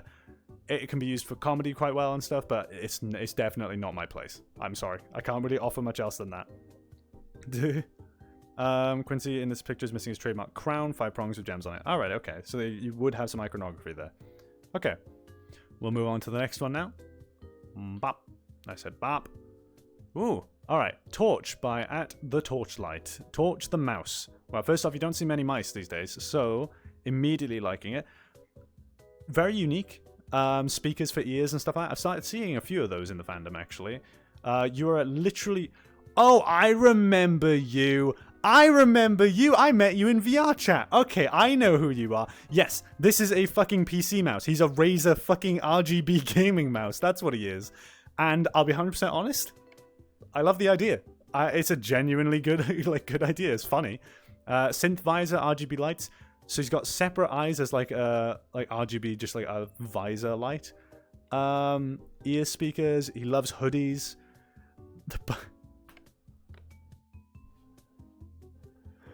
Allow me to move out of the way of that bit of text. There. Chat. Chat. Chat, for fuck's sake. you just go wind up and then fuck's sake. No! Stop! But yes. Okay, so his butt cheeks are mouse clicks. Click, click, click. He's got a USB port for a tail, which is cool. He can interface with a protogen, I suppose. He loves hoodies and stuff, so seeing it in a hoodie is actually quite interesting to see. I don't know if you guys can see it. Let me move out of the way. Oh, we reached the end of the song. It looped again. Haha. Yeah, I'd say very unique design. I really like it. Maybe the hoodie is quite unique with the stripes and stuff. Maybe give some like, I don't know. Maybe some kind of clothing outfit that does also match the aesthetic of the mouse itself. But then again, having it go against the aesthetic of the character is actually quite neat to see. You know, you've got this dark color with the rainbows breaking up the different shapes. But then you've got a hoodie that's really bright and stuff over the top. So it's quite nice to see. I suppose if I was going to offer anything, I am noticing, and this is just critiquing art as opposed to the actual design, there's little bits here where the color is spilling out. I don't know if that's intentional. But, yeah, I do like it. I'd like to see some more variances on the eyes, because if the eyes are visors, I wonder if they can do more. And also, a lot of this, he's got the same color scheme throughout. Is it implied that he can, can this character, change color? Can parts of them change color over time? You know? The detail will be a nightmare to draw, at least accurately. Yeah, I can agree there. This is a nightmare to draw, but if you're able to pull it off, if you can do it, this is lovely to see. Missed something. Wait, never mind, Big Mouse. But what kind of story are you going to write with that? I don't know. As I said, this stream is not just about story. You know, I'm trying to look at it in terms of how I would go about story. I guess I would go about it as sort of a personification of, like, perhaps this is some kind of, like, desktop assistant or something like that of a character. I guess something like that. Some kind of android, or perhaps even, like, you could use it like a VTuber and have it so they're interfacing directly with the game or something like that. Like, I'm just sort of spitballing ideas here. But I do like the design. I think it would work very well if you could turn it into a 3D model. In fact, I'd love to take a crack at turning this into a 3D model, actually, because this reference image would work really well for it. So, you know, Torch, if you're in the chat, or if you're listening to this, hit me up sometime. If I have some time, I might want to actually take a crack at modeling this for you if you'd like an avatar. I mean, you know, we could practice. I do like it. Yeah, it's very nice. Most likely, what if it comes in wireless, lol? Yeah, I wonder. Just have an antenna. No. We aren't thinking about any antennas on this character. No. Mouse running across the table, making your mouse browse without you. Hands-free setup. Yeah. Oh my god, you can tell. Like, go click on that, and he's just running around the table to like to track it. Does it have like any point where it'd be like a laser? Perhaps the belly button would be where the laser would come out. Perhaps. I don't know. Something like that. I like it. It's nice. All right. Next up. Oh yeah, that's what they put with it. That's all they put. And I just found it very funny that Twitter asked me to translate it. So you know. You have to slap himself to click though. So he's just running around and then just going. Boy, yeah, that's all I got put with it, and Twitter asked me to translate it. I didn't press translate. I really should have. I wanna know what it would have come up with. Boy, sounds right for Torchlight. Yeah, I'd love to see what it would have come up with, but I didn't press translate. All right, next up. Thank you for the follow, Fox Demon Lord X. Welcome to my little slice of hell. I hope you enjoy your stay. Oh boy, maybe nose laser, perhaps, yeah. Alright, now we got Fenres. This is the motherfucker that put a fucking umlaut E in their goddamn name. Great, it's unique, but oh my god, I had no idea how the fuck you add an umlaut to an E. I had to look it up, I had to Google that shit. I was like, where the fuck? So, immediately, in terms of design, very simple, feels very kids cartoon, straight away. Which isn't a bad thing. It straight up isn't a bad thing at all. I do like it. I'm questioning what these two are. Also, hello. So you've got like this sort of like dark, flamey, quite almost edgy supervillain kind of styled version of it down there, with 3 feathers to the head actually compared to the 1 you've got on the original design. So is that like a brother or some kind of like sibling, or just an like a villain compared to them or something? Because there seems to actually be either like some actual design inconsistencies that are straight direct from it. But then you got this skeleton one, which I immediately am questioning, like, what is this? What the fuck is that? And also, I mean, I guess the fingers are feathers. It's strange to me, but it's very cartoony, so I can't really judge it based on realism. But, in terms of character design, I do like it. The jacket's quite nice to see, except I'm noticing an inconsistency here, where the actual jacket up here has a red stripe. This one on the skeleton one does not, unless maybe the skeleton one is a different character altogether, perhaps. Like I said before to other people, I'd like to see some more iconography here. Something that is recognizable, that you can like simplify down to, and people will still be able to recognize the character straight away from that. But other than that, it's a simple design. It can use some extra work to it and stuff. Just keep adding to it and give us some lore too. Give us some plot. Looks very Kazooie. I can agree there. I can very agree there. Woody the Woodpecker meets KFC. Oh no. Very Banjo-Kazooie. Yeah, everyone's saying Banjo-Kazooie. Yeah, I can say that. Yeah, I can agree there. He is a phoenix. Ah, right. Okay. Okay, I see. Yeah, like I said, maybe some extra iconography, and I'd like to see some art where he's in like situations, like actually in a scenario or something. Like come up with some kind of scenario and try and see if you can put him in that. Give us some story, because it looks like from what you've got here, you could do some really nice like stuff with this in terms of story. Yeah, that's all I can really say for that. I don't really have much else to critique there. My assumption is Phoenix. They do fire stuff, and the skeleton is them rising from the ashes. Right? Yes. I can see cause fire plus bird. Yes. Alrighty. Next. Joe. Hi, Joe. Simple name. It works. Honestly, seeing a simple name is quite new in the fandom, because you end up with stuff like, you know, Dragon, Fang, Thunder, Scale, fucking, you know, and all these like complex names, and I'm just like, can you just name him Johnson? Or just something. Like, I'm just Ryan. Come on. Names should be quick, you know? And if the name itself is long, have a nickname. But yeah, Joe the English Otter. It's an otter. The fur pattern, it isn't very unique. It's just straight up an otter. But he's a fucking dapper one. He's a fucking dapper one, he is. But that's a wall. But yeah, no, I'll toss my otter into the ring for review. I'd say without the clothing, it just looks like any other otter. So there's not much unique going on there. But with clothing, you can do some really nice stuff there. He's immediately recognizable with the tie and stuff like that. So, very dapper. Yeah. So I'll say it is a very simple design. Without the clothing, you wouldn't be able to like tell it apart. But the clothing is what really brings up the design to a standard where I look at it and go, yeah, okay, that's a recognizable character now. That, you know, like you can spot out of a crowd kind of thing. So that's good. I'd like to see more variants of outfits, perhaps. Like, because at the moment, what he looks like he's wearing, you know, obviously trousers, shirt, waistcoat, and tie. Maybe show what he would look like with an overcoat as well, something like that. Because usually what you have with a waistcoat is it usually comes as a part of a three-piece suit, which is trousers, waistcoat, and overcoat, and then you wear a shirt underneath. So maybe give him an overcoat in a design or something and have a little look at that. Yeah, I don't know. That's where I would put the critique. He's already got a little bit of iconography in the tie. Maybe make the tie a little bit more unique. Give it like some kind of pattern, or perhaps like a little brooch or something on it, something like that. All right, next up, Amon by Puffy Fluffy Durg. All right, so your character design is immediately you're a dragon.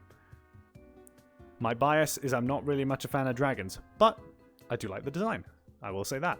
I noticed you did go into detail of like individual toe beans having a different color, which I'm curious to know why. But it's cool. I'll give you that. I'm curious to know why you went for that, if there was any reason for it. But it works. It's nice. You've also got let me get out of the way, a Pokemon card here. Not really much like this custom on the Pokemon card to really give any like idea of story at all here, but simple design. It's got wings. I mean, its face is quite recognizable, I suppose. I don't know. I don't have much experience in designing dragons because I don't tend to like them. I'm sorry. I apology. Fluff drag, soft, chumby, yeah.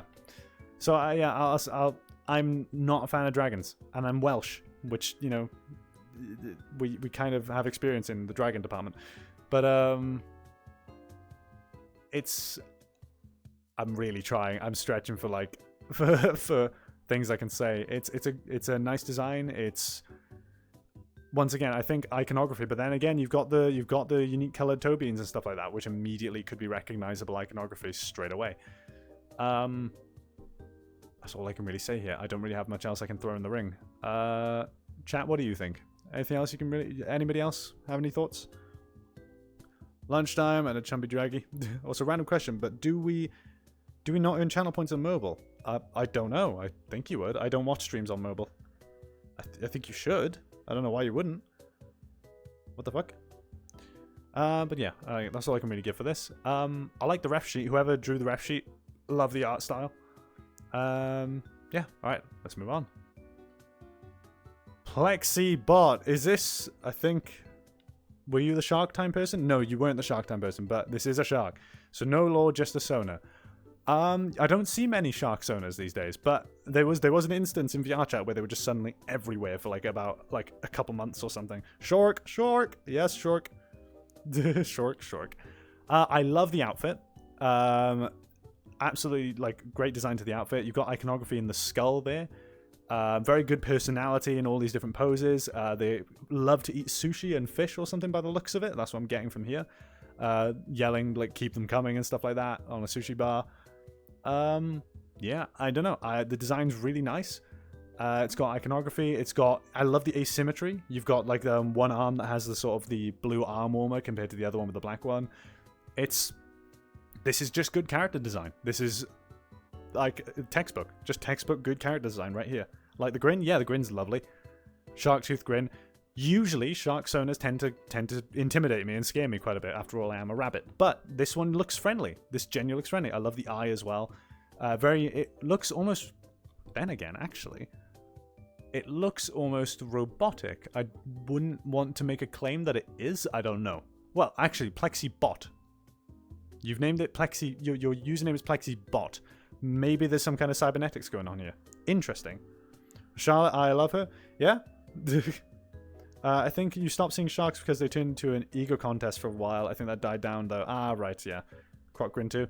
Yeah, I do like this. This is good. I love the little skull as well, like because that's a logo there. That's straight up. It's not even just iconography. That's a logo that you can use right there, straight up, straight away, like a branding kind of thing. Yeah, I don't know. Color scheme's great as well. Not really much I can really say. I can't really give many critiques here because I look at this and I just see it as really good character design. So well done, bravo. Your average tomboy shark gym gal. Yeah, I love it. Maestro. Hello, Maestro. I remember you. You were on a server I was on for a little while. So what you've got here is... I remember that this was based on an Nanachi base. It very much feels like you've taken the Nanachi character and kind of gone like pony with it, or Pegasus in a way. Because you've got like the... no, unicorn. Yeah, you've got like the horn thing there. Not Pegasus. Pegasus have wings, don't they? Or something like that. I don't know. I don't know freaking horse shit. Ah! Thank you for the follow, Schlockamorph. That is a name and a half. Welcome. Ooh, Adam. Yes, it's Adam. Rodent. But yeah, no, nice design and stuff. The tail is really nice. In these ones, you can have some like good flowing designs and stuff with it. The pattern you've got on the fur, where you've got these like swirls, is quite nice as well. That's some iconography there. The horn itself is iconography. However, I will say it, and I can't unsee this, and you guys won't be able to unsee this when I say it. It's probably intentional, I think. The horn looks like an ice cream cone. Especially given the color of the hair. Either that or candy floss. In fact, that's probably the motif you've gone for here, is candy floss, I assume. Maybe. I don't know. I don't want to assume anything, because I might have gone completely the wrong direction. But no, very pastel. The colors aren't too extravagantly bright, because when people go fill tooling extravagant bright colors, then I sort of sit here and get bored. You know, like, don't go for the brightest possible color you can go for. Tone it back a little bit, go pastel if you really want to. Yeah. Only thing really, as I can say, is maybe, like I said before, maybe give us some like clothing designs, maybe even just like a bracelet, just something extra on it. I can't really go any further than that. There's, as far as I know, there's no story submitted with this, so I can't really critique that. But yeah, it's good design, good artwork. Whoever your artist is, feel free to credit them in the chat, because, you know, this is really great. I do know for a fact, and chat, I don't know if the person is in the chat at the moment, but there was one submission here, because obviously I had to glance at them briefly when I was putting them into the PowerPoint. There was one that I looked at, and I love the art style, and I want to commission one, like, as soon as possible. So when I point it out to you guys, I want you to, if anybody knows the artist, fucking tell me, because I need to commission one from them. Ad, oh, alright, you got ads, are we waiting? We're waiting, alright. We're vibing for a bit while we wait for people to get back from ads for a little moment. Full head first on a Cornetto. Maybe, I don't think he said anything about his horn. Alright. Machine, look at this rat, rodent. Oh crap, I was going to mention that. You gave critique on Boot being vibrant, then another artist doodled them with toned down colours, and it looked good, so I copied them. Good, yeah. That timing. Yeah, we're just vibing. We waiting.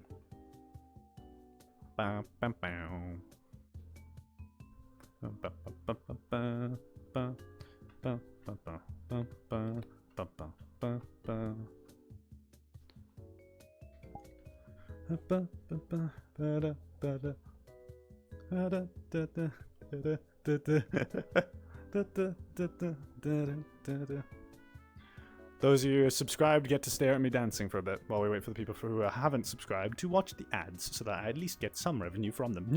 Money. Merry Christmas. 2 hours left for me. The ad break dancing, yes. My Fursona is on Second Life. Been trying to make a ref shoot for them for a while. I started on Second Life with a... Fun fact for you guys, I used to be a wolf. I used to be a fucking wolf as my main Sona. Now I just voice the wolf character in Z-10. That's all I do. Well, no, I animate the entirety of Z-10, but yes. This is the premium content I pay for. Yeah, swing them hips. You go, bun. Yeah, I've got hip control. Good hip control. Ding, ding, ding, ding. Just bring it around town. God's sake.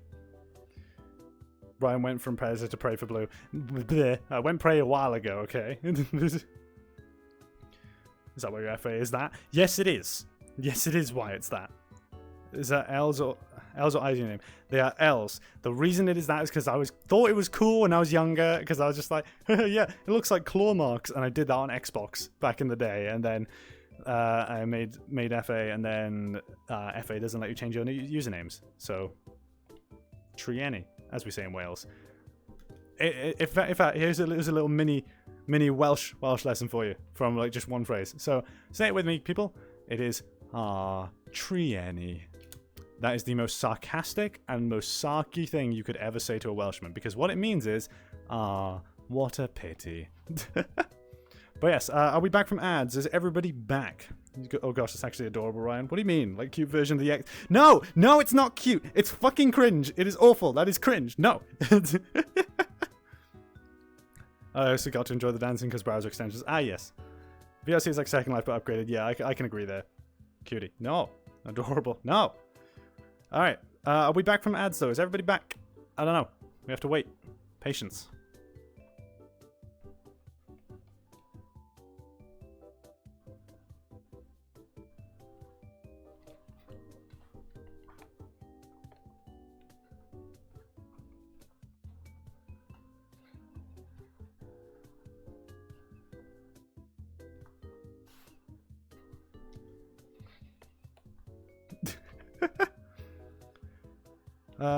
Thought you could change your FA username. No, you did? Wait, you did? How? How the fuck do you change your username? Could, but maybe Bun got attached and then does not have to worry about confusing his fan base with a name change. No, I want to change it. I want to change it. I don't know you can change it. Can you change it? Might be premium. I'll pay for it. I'll pay for it. I'll change it. All the extension does is let me hear the stream in the little mini player beside the ads. So I got the joy of ads, Wii music, and dancing. Cacophonous. Oh my god.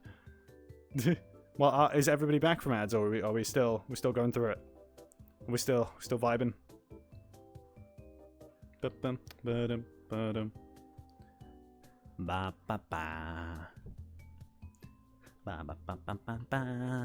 a wall somewhere here, and I'm scared.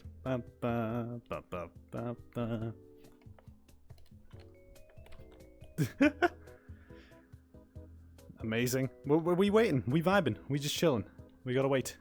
People are watching ads, and we don't want... Because here's the thing. We don't want in any other stream... Ah, Jesus, fuck! Thank you, Rukaisho, for the subscription. Thank you kindly. It's really because I have an extension that lets me boost my volume of a tab up to 600%, because Twitch is really quiet, so those ads were ear splitting. Fucking hell. Think the ads are over? Alrighty. Yeah, because the thing I want to avoid is that, you know, there's people are here to see their Sona get a review, and I don't want them to by chance miss it and have to watch it in the VOD later. You know, I want them to be able to just see it live and we can interact and stuff like that. In any other stream and stuff like that, it'll usually be just continue on because there's nothing really specific that we need people to be able to see. Can't believe my sub wasn't auto-subbed. Oh no! Some of us have been throwing stuff at you, but nothing flies towards your head. Oh yeah, I don't have the bot on this avatar or any of it enabled. This isn't a VRM. This is VR chat. I'm in VR chat doing this. Apologies, but so it won't work. All right, next then. Kismet by Kismet Corgi. Bean. Bean. Absolute bean. Adorable bean. I love that, actually, the X's on the back of the ears. I like that. Nice little design there. You got some adorable glasses on the one that's over... Hang on. Let me get out of the way of it. Adorable glasses here. I love those. Big, round glasses. I can't help but notice they'd probably fall off, like, 24/7, though. I love this sort of logo one you got up here. Very, like, you know, you got the spiked collar and stuff like that. So you've immediately got iconography here as well. So you got spiked collar, green and black arm warmers, and X's on the back of the ears. That's your set of 3 bits of iconography you've got there. Fur pattern wise, you've got like the little brown stripes, double on the ankle and 1 on the wrist. That's unique. That's quite nice. I do like the face pattern, like in terms of having the little almost like tear stripes or something. I've seen that sometimes, like this one here with the glasses. I've seen it in that style. But I don't think I've ever seen it done in the style of the main ref, where you've got it like going off to the side and you've got the brown streak coming down to the side. So that's different. You've got 2 sets of cheek fluff of different colors, which I've not seen much before, actually. Just absolutely adorable bean. I have to say it. Red panda / corgi. Well, that'll be why. You've combined 2 adorable bean species, and then you get the double adorable bean. Yeah. Review my nerd loon. Oh yes, I do remember you also have a loon version of it. I saw. Big round glasses on soft beans are always super adorable. Round glasses the cutest. Round glasses the best. Everybody's saying about round glasses. Right, okay, chat. I'm gonna reveal something to you. I did make a design of Ryan the Bun that has big round glasses, but I didn't know if people would like it, so I left it out and I haven't put it in Unity yet. Should I turn that into an avatar one day and make it a toggle just to see if people like it? Because I did think about adding some big round glasses as an idea. We want to see Ryan Oh, Jesus, fuck. Okay, that's a bit of a response. Fuck. Oh, Jesus. Yes, everybody's saying yes. What the fuck? Do it. What the fuck? You guys like it that much? What the fuck? Okay, alright. Oh, Jesus. Alright, maybe then. Maybe I will. Okay, fuck. Next VR chat stream, perhaps I'll have some big round glasses I can turn on. What the fuck? Maybe I did have the idea of like, what if over time they slightly slide down my nose and I have a contact where I have to push them up? I think that'd be funny. Tell us where the book is in the library. Oh, for fuck's sake. What, you just shush us? Button glasses, round glasses. Yeah, Ben likes the round glasses. Fucking hell. Okay, then, right. If you guys want round glasses, I guess I'll make some round glasses then. Brad, what the fuck? Alright, but yeah, immediately, I love this design. There's not really much I can give in terms of critique. It doesn't seem to be intended for like story-driven stuff, and you've not given us any story to go on. So I just think it's good. It's a really good design. Happy days. Well done. Bravo. That's also one little thing, which you guys might notice on lots of ref sheets now. If you're an artist, you'll already know this. But there's a square behind each of the parts of this ref sheet, and the character goes over the square.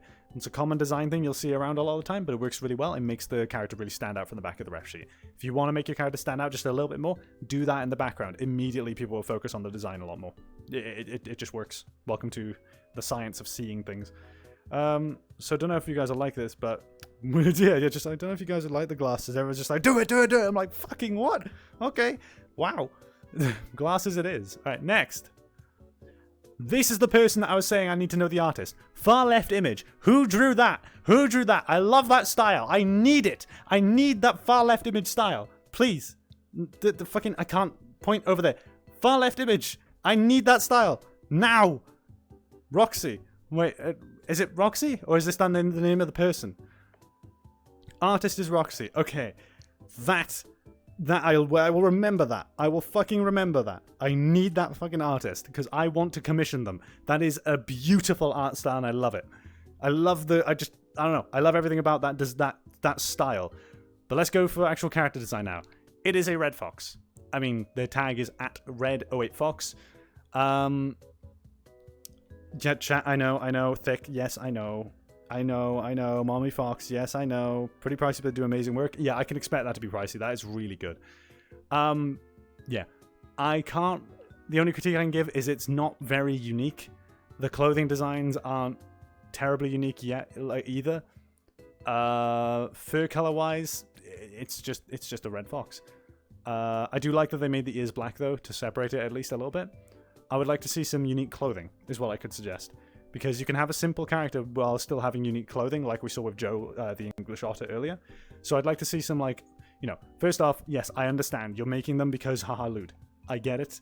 I know exactly what you're doing here. You've got Big Mama. That's what you've gone for here. But what I would suggest is... Excuse me? Excuse me? Mommy? Sorry. Mommy? Sorry. Mommy? Sorry. Mommy? Sorry.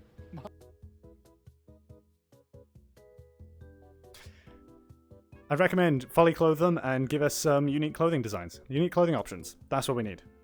They get really round and inappropriate for Twitch. Yeah, no, I know. Oh dear. Alright, next up. Shark time, shark time, shark time, shark time, shark time, shark time, shark time, shark time, shark time. Welcome at Busty Shark. You've got quite the Twitter handle, my dear. So, welcome. I know you're in the chat. I think I saw you earlier. Are you in the chat? Who are you? Reveal thyself. Reveal thyself. Where art thou? Shark time person. I know you're here. I think I saw you.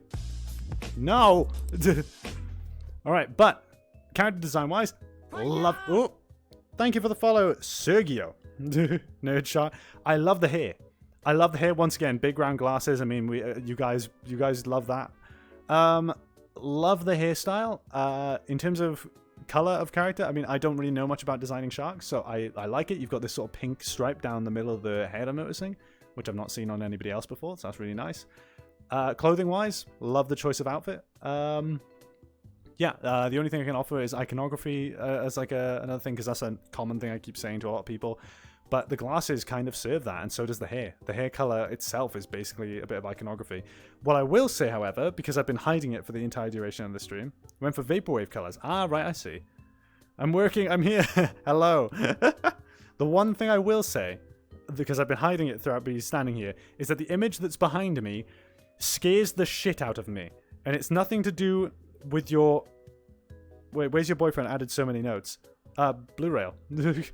But this image scares the shit out of me. And it's nothing to do with the character's design. I think it's just the way the art style is. Because it really scares the fuck out of me. I don't like it because it's scary. It scares me. Although I love the little pendant, actually. You don't see that pendant on any of the other ones. But that is terrifying. That is actually fucking terrifying. And I don't know how to feel about it. It is scary. It's an SCP, yeah. That scares the shit out of me. So, you know... Don't... Dude, it's scary. Scary shark. Okay, I see your point. Yeah, that scares the crap out of me. I like the pendant, though. Alright, that's all I can really offer. Moving on. Mod Nah. We've got a big name submission here. So, I'm a little bit scared about what my opinions are going to be here, because this person is quite fucking famous. So, yay, I'm scared. Right, first of all, yeah, it's the teeth. It's definitely... It's the teeth and the eyes.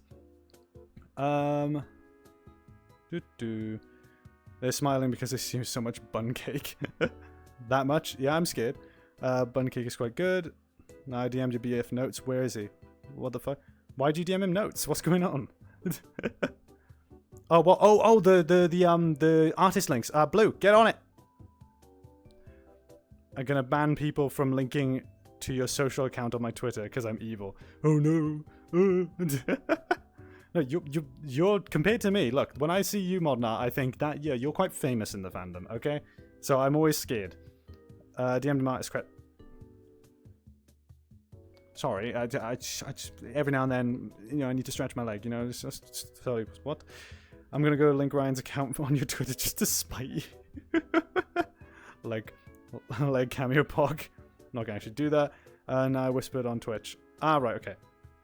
Nice high kick. This one? Ah, there you go. So there's the artist credits for the shark one we had before. So, Modna says, you know me, but I'm interested in your thought. Not gonna lie, I won't have the courage to rate badly the Sona of my public personally. Yeah, so it's not Modna's main Sona. Lore-wise, my character is a Bellary, a Celtic warrior species who came from the mountain. They are known for their insane stamina and their resistance to the coldest climates.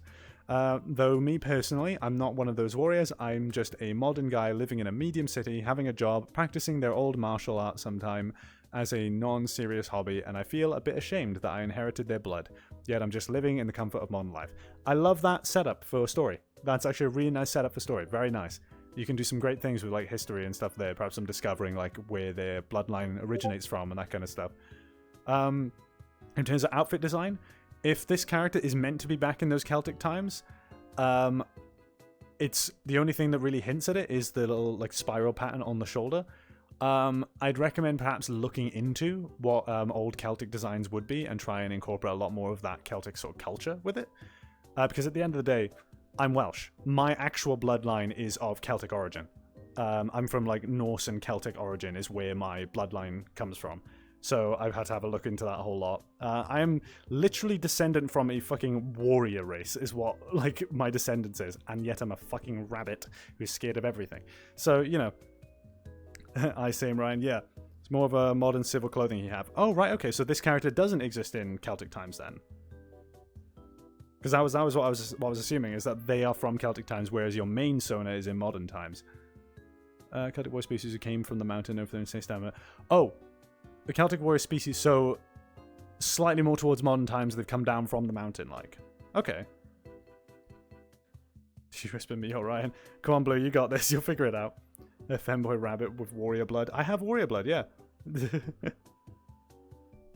Last line, comfort of modern life. Yeah, no, but that's referring to Modnar's main character, not this one. He comes from an old Celtic city, but he lives in a modern timeline. Oh, right, okay. Alright, I can see that. If there's one thing I can say, I don't know what you've done underneath, but Celtic origin, what they would normally do, what the Celtic warriors would do, especially Norse. I mean, is Norse Celtic? I don't know. But Norse and Celtic mythology, they would usually have a lot of Celtic tattoos across their body and stuff like that. So maybe incorporate that into some fur designs, perhaps underneath the outfit. But other than that, fur pattern-wise, I like the pattern, I like the colour. You don't often see characters with like goat horn style things where it like curves around. Good design, I like it. You got some iconography there as well. So yeah, I have to say, I like it. Maybe try and lean more into the Celtic origin just a little bit more, if that's your main part of the story. Yeah, I thought about that. Not sure with the thick fur. Well, no, not tattoos. I'm talking about fur pattern, as in like perhaps like they've dyed their fur to have these patterns, perhaps. Because that's how I've pulled it in Z-10. Any character that would have quote, you know, tattoo style markings, it's dyed fur. If I had a FURSONA, what would I look like? Says Guy Medium Wears. Probably a collie with big, a dog with floppy ears, big round glasses, a comic book, underhand. Not a lot of words to read, but a medium amount. I mean, I don't have much to go on, but I mean, there you go. Rukaisho has thrown you something. Ryan, can we hold for a sec while I get these? Yeah, we can. I do have 2 other examples. I can share image with you since I made the species. Can do. I can't show them on stream though, because, you know, I've already got the setup here, so I can't really start clicking around and doing stuff. Throwing them a bone. Yes. Alright, we'll vibe for a bit while Blue figures out giving the artist credit to the shark one we had earlier.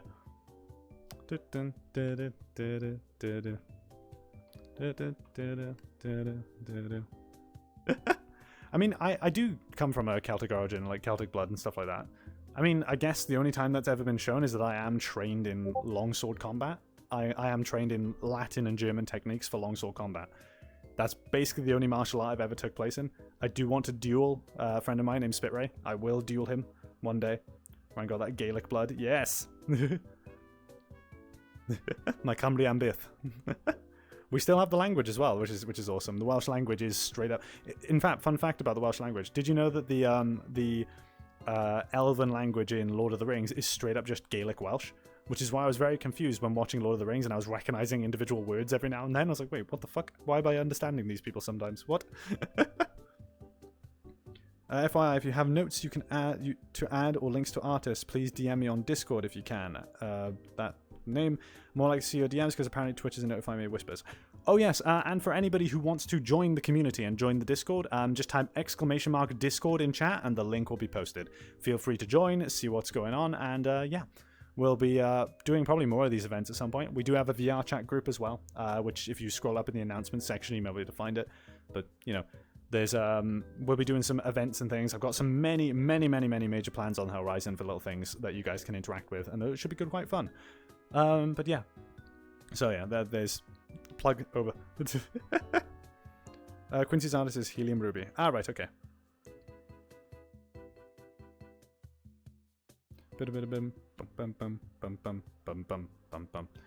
Personally, I'm Briton, but French Briton. Ah, right, okay.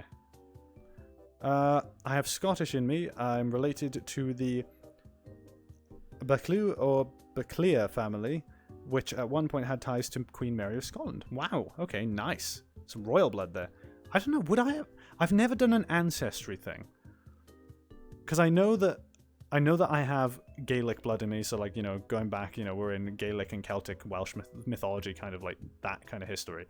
But then also I do have a lot of English in me as well, because one of my family members that moved over from England during the World War blitzes and stuff like that, and continued the family line in Wales. So I don't know, and I also do have some. I do have some from Ireland and from France, I do believe. So if you go back far enough, but obviously that's so diluted that it's like I just consider myself as Gaelic Welsh with a bit of English in me. But yeah. We end up getting a scroll of my family. Yeah, I'd love to do an ancestry thing and see, you know, and see what it's see what it's like, you know. Blue, how's it hanging? Still going. Dimension Bellary are half wolf and half ram. I can see that.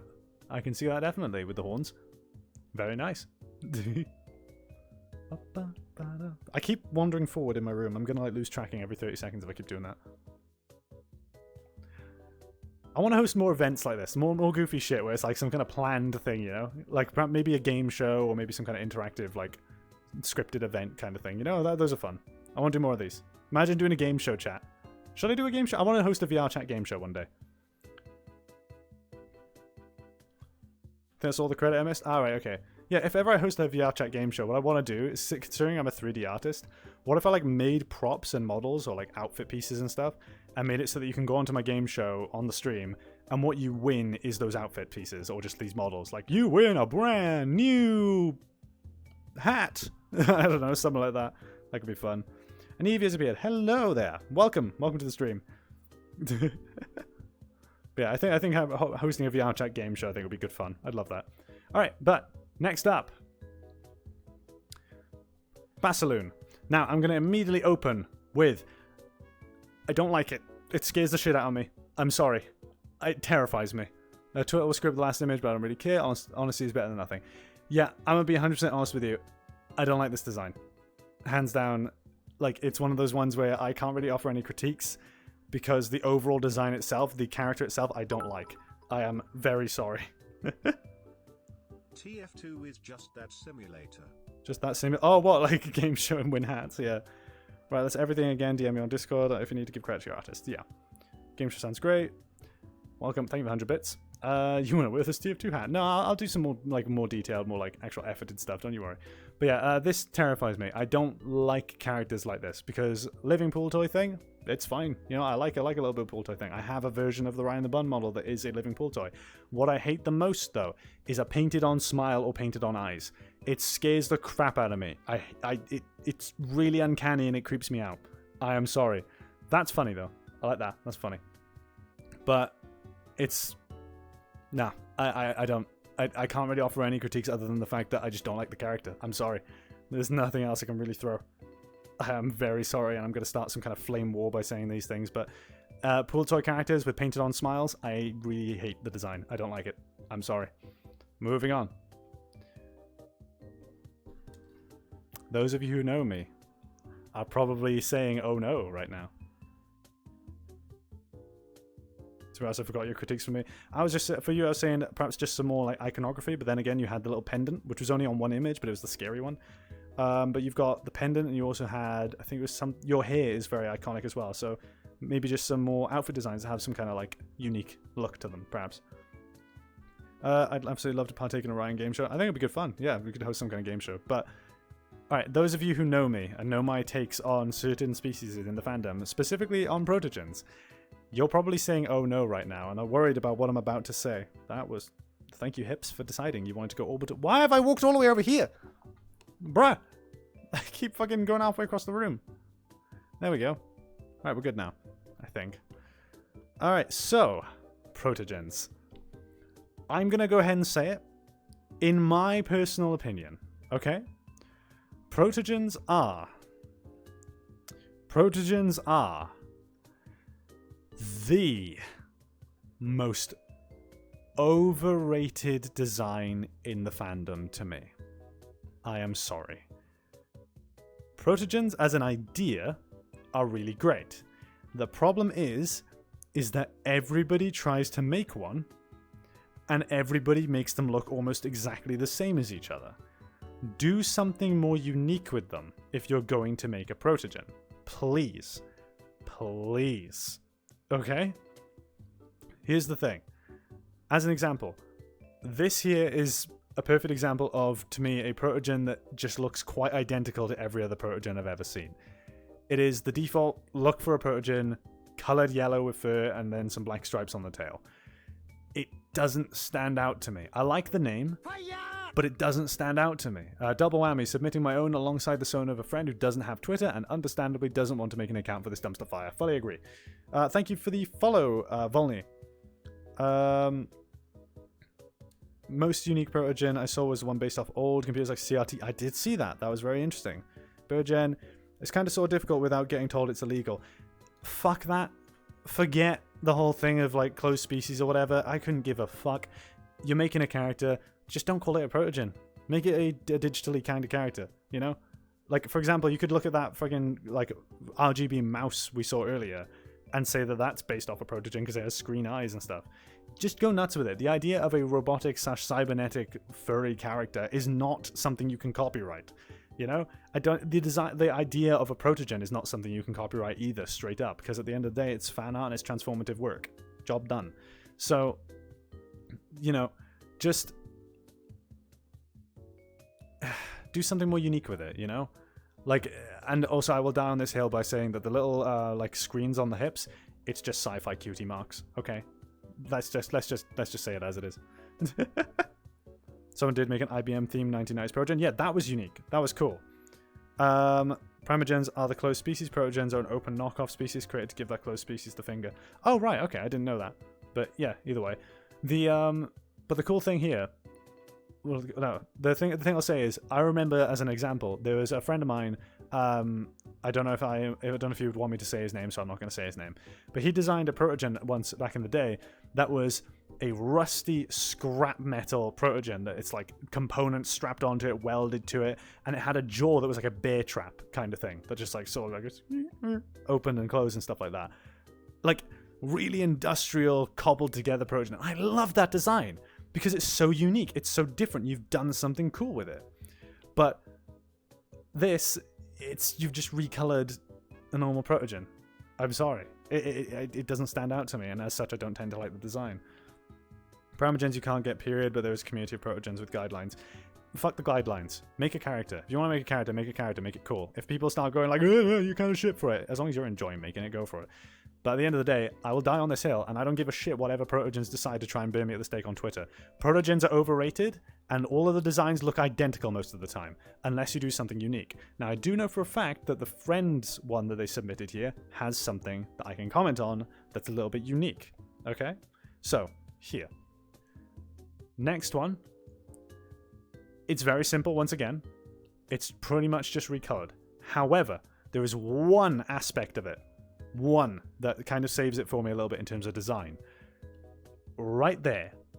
The screens on the thighs are welded over. There's a panel put on them and they're welded over. That immediately brings up ideas of, oh, why did they weld them over? Was it for repair reasons? Was it because they just didn't want to have the screens? Maybe the protogen wants to be able to hide better and perhaps the screens are giving them away too much or something like that.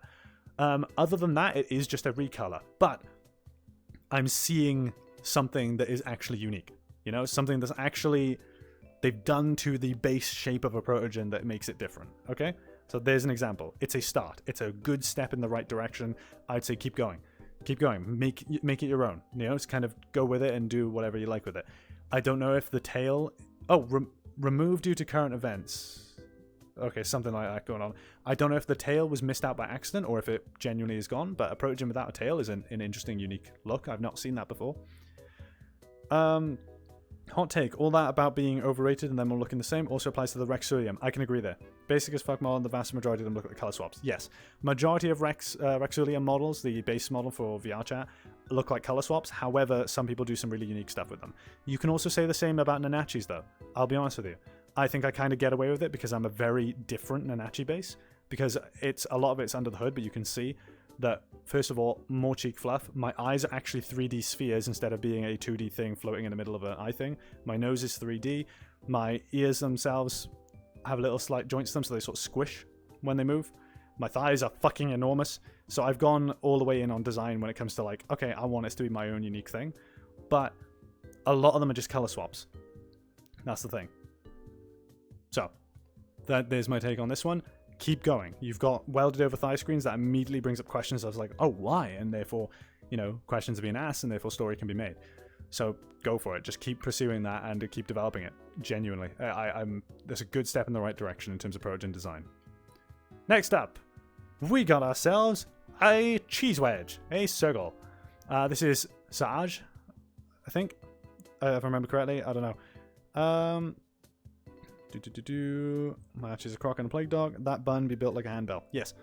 So here immediately, it's a circle. It's basic color designs. However, I do want to see more because like it's a very basic design. It's got scars on the face. Lots of circles have scars though. What I'm very interested in is this center image. This outfit it's got on here with the sort of like the like wrap with the little hand. The wraps with the little like metal rings to like hold it together. I'm interested in what that design could be, because the one on the far left is just a cloak and stuff. It's a nice little design as well. The settings that I'm seeing him in are making me think some kind of like scholarly kind of feel, which immediately I like. I think, yeah, if you could show more of this design, because this center outfit looks very interesting, you could do some really good stuff with that. Other than that, it's a simple circle. Yeah, I definitely think you could do some unique clothing items there and stuff, especially with the setting. Go for it. Once again, it's one of those situations where it's I'm not seeing enough to really put a full judgment on it. But in terms of just base colors, it's a very simple, basic circle. But these clothing options and the setting you've got it in are making it quite interesting. Cheesy is a librarian. Ah, right, okay.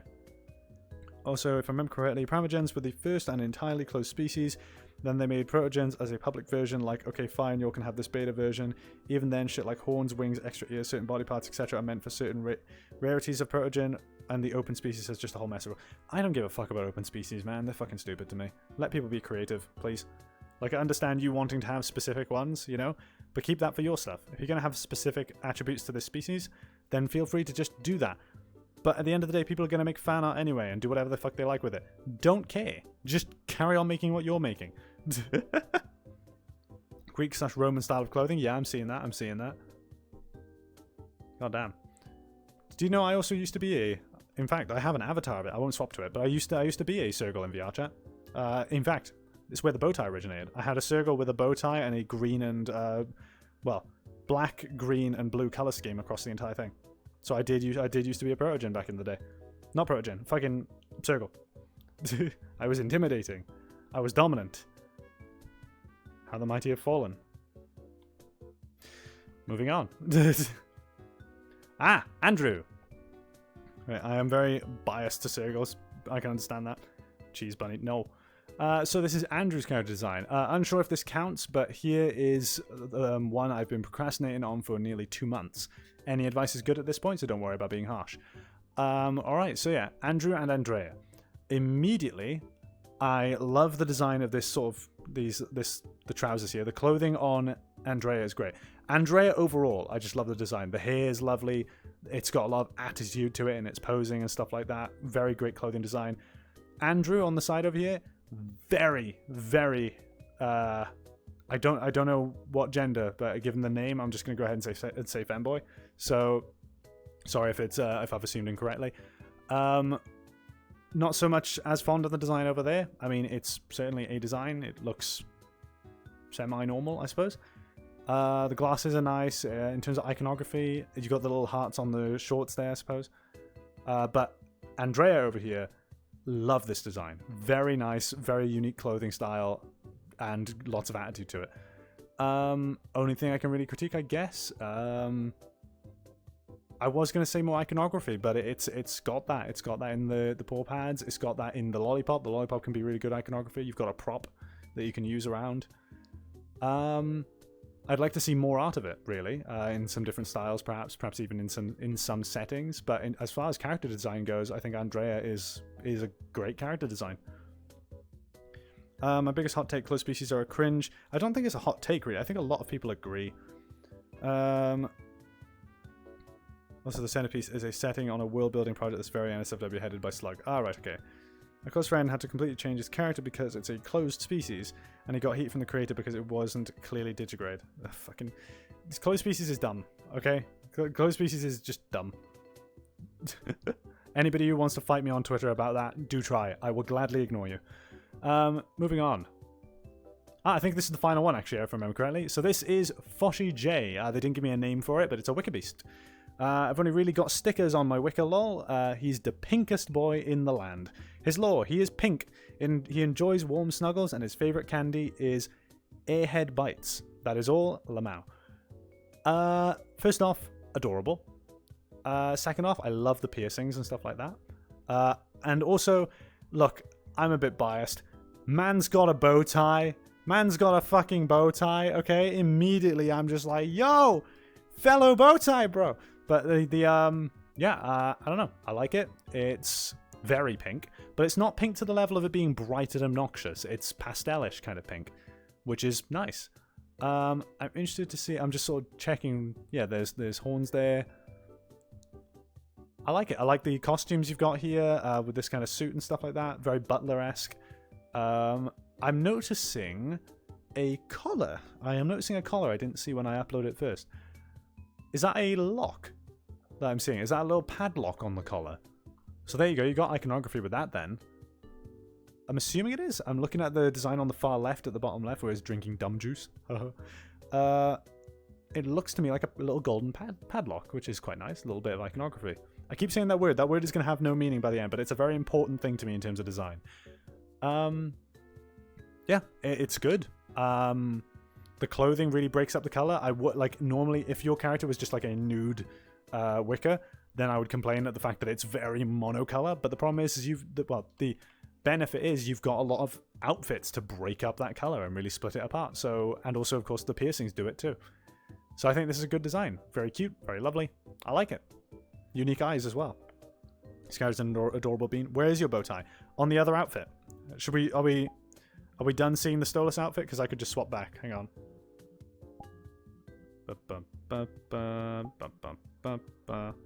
There we are. So this is how I look normally. All right. We got the bow tie. We got the bracer. We chill. We ride the bun now. So, yeah, I'd say good design. I can't really critique much, really. I'll be 100% honest. The eyes are very unique. I like them. Yeah, hands down, pretty good. We got thick bun. This is. I've been this thick while wearing the Stolas outfit, for God's sake. God's sake. Alrighty. And next, I think, yes, here we go. We're at Ryan's character creation segment. Welcome, everybody. So, now for this segment, I'm going to let you guys choose. Do you want me in the Stolas outfit, or do you want me looking like this? Take your pick. Which would you prefer? Before we do begin this. Because I did plan to be in the Stolas outfit the entire time. Someone says Stolas, someone says naked, naked. Don't call it naked. Stolas, Stolas. Oh, we got 3 for Stolas. Okay. Stolas, Stolas, Stolas. I'm seeing majority Stolas. We're switching to Stolas.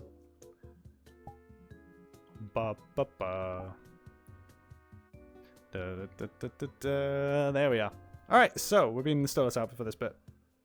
Well, a Stola looks nice, but you made it from scratch. Show it off. Yeah, we'll do. A lot of tight pants your Stolas outfit has. Thank you kindly.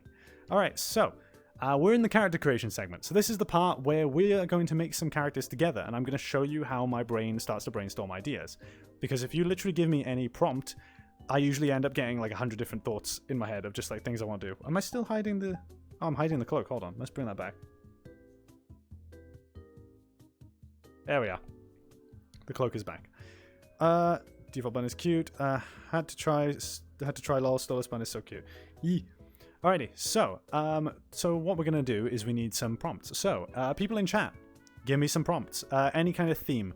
Doesn't need to be a species of character or anything like that. Just give me some kind of like theme, you know, a general theme or some kind of plot theme or something like that, and then I can start coming up with stuff. And like I said, any ideas I'm able to come up with, feel free to use them, implement them somewhere, change them around, do whatever the fuck you like, because this is the part where I just literally, we're going to start making some random stuff. Thought thick femboy looks like a total sub is actually dominant. I might be. You never know. Nobody knows. What? I just noticed you were wearing pants. Yes, I'm wearing leg warmers too, actually. You can't tell. Hang on. Leg warmers! Plant theme. Ooh, okay. Alright, a plant-themed character. Okay, we could go 100% plant-themed and say that it's like a druidy kind of thing that has like magic control over plants, if you really wanted to. Or if we wanted plant theme, let's go with sci-fi, because I'm pretty experienced in sci-fi. So let's go for, okay. What species? Pick a species, pick a species.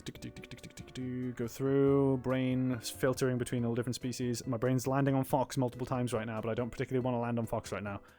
Let's throw... Fine, if you're dominant, then I'm a wolf. Okay. How about this? We'll take some inspiration from Venvar. Let's go for an alligator who is a botanist in a sci-fi space station. How about that? So, how about they grew up in a swampland as a race of creatures that did not know much about technology or something, but they were kind of brought up to that technology level by another species. So as such, they're quite new to space and science fiction. And as such, the only job that this crocodile character or gator character could get was by being a botanist, knowing a lot about how plants grow and stuff like that in a space station, and cultivating plants in these sort of like simulated swamp-like environments, perhaps. So immediately you got that. Just a sci-fi plague doctor, plantigator. So immediate origin, lab grown, magic grown. Yeah, I said like raised on a planet where, like, you know, they weren't used to sci-fi tech and stuff, and then this other race of creatures, maybe wolves or foxes or whatever have you, already at that sci-fi level, and just sort of tried to escalate their race to that, but they're struggling acclimating, and as such, this character struggled to find kind of work because a lot of it was due to like technology, and those that weren't were already taken up by robots or androids or some kind of like automated systems. And so botany was the one thing they could come up with, because being a creature from that place, that race wanted to know more about the plant life that they would grow, and therefore mass produce it, perhaps for food, perhaps for research purposes, medicinal reasons. Perhaps this character discovers some kind of cure for some disease that was really plaguing the sci-fi race for a long time that they couldn't figure out a cure for. And perhaps they discover this cure, and then maybe they go on a story where they have to stop some evil government from like withholding the cure and only giving it to those that are important or something like that. And so they feel it should be given out to the public, to the masses, without any form of issue, that kind of stuff. So immediately you can see where the ideas start. Once you get the ball rolling, you just sort of go with it and see what you can come up with. Write like 20 different versions of the same story, and then just sort of pick and choose which bits are the best, you think. Gators are more timid compared to crocs too. Yeah, that's what I mean. So you got this sort of like opposite side thing. Not sure if I know this prompt thing. It just means give me any kind of just like a word or idea or an object or something, and I can probably come up with something. Steampunk self-made outfit of leather straps and welded/tied metalwork to keep gear and goods stowed safely and not easily stolen, like a backpack maybe. Right, I think. I just realized, Ryan, you need to update the butt to match the new thickness. I do. I really do. I mean, hey, if you feel free to take pictures. Feel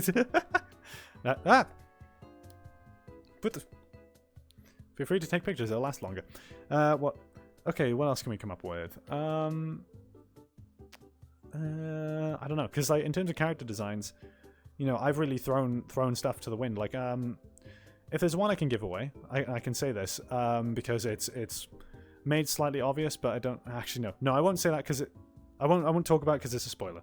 Because at the end of the day, what I've got, when I've written Z-10 over the past 10 years, I've got a lot of little details for the characters that I wish I could talk about, but the problem is that if I do, they are massive spoilers to the story. But just you wait, because that is going to become an animated short film. You know, it will become an animated short film in the near future. So just you wait. There'll be some awesome stuff for that. We need more warning to get a good pic, lol. Feel free to just have the camera ready, I guess.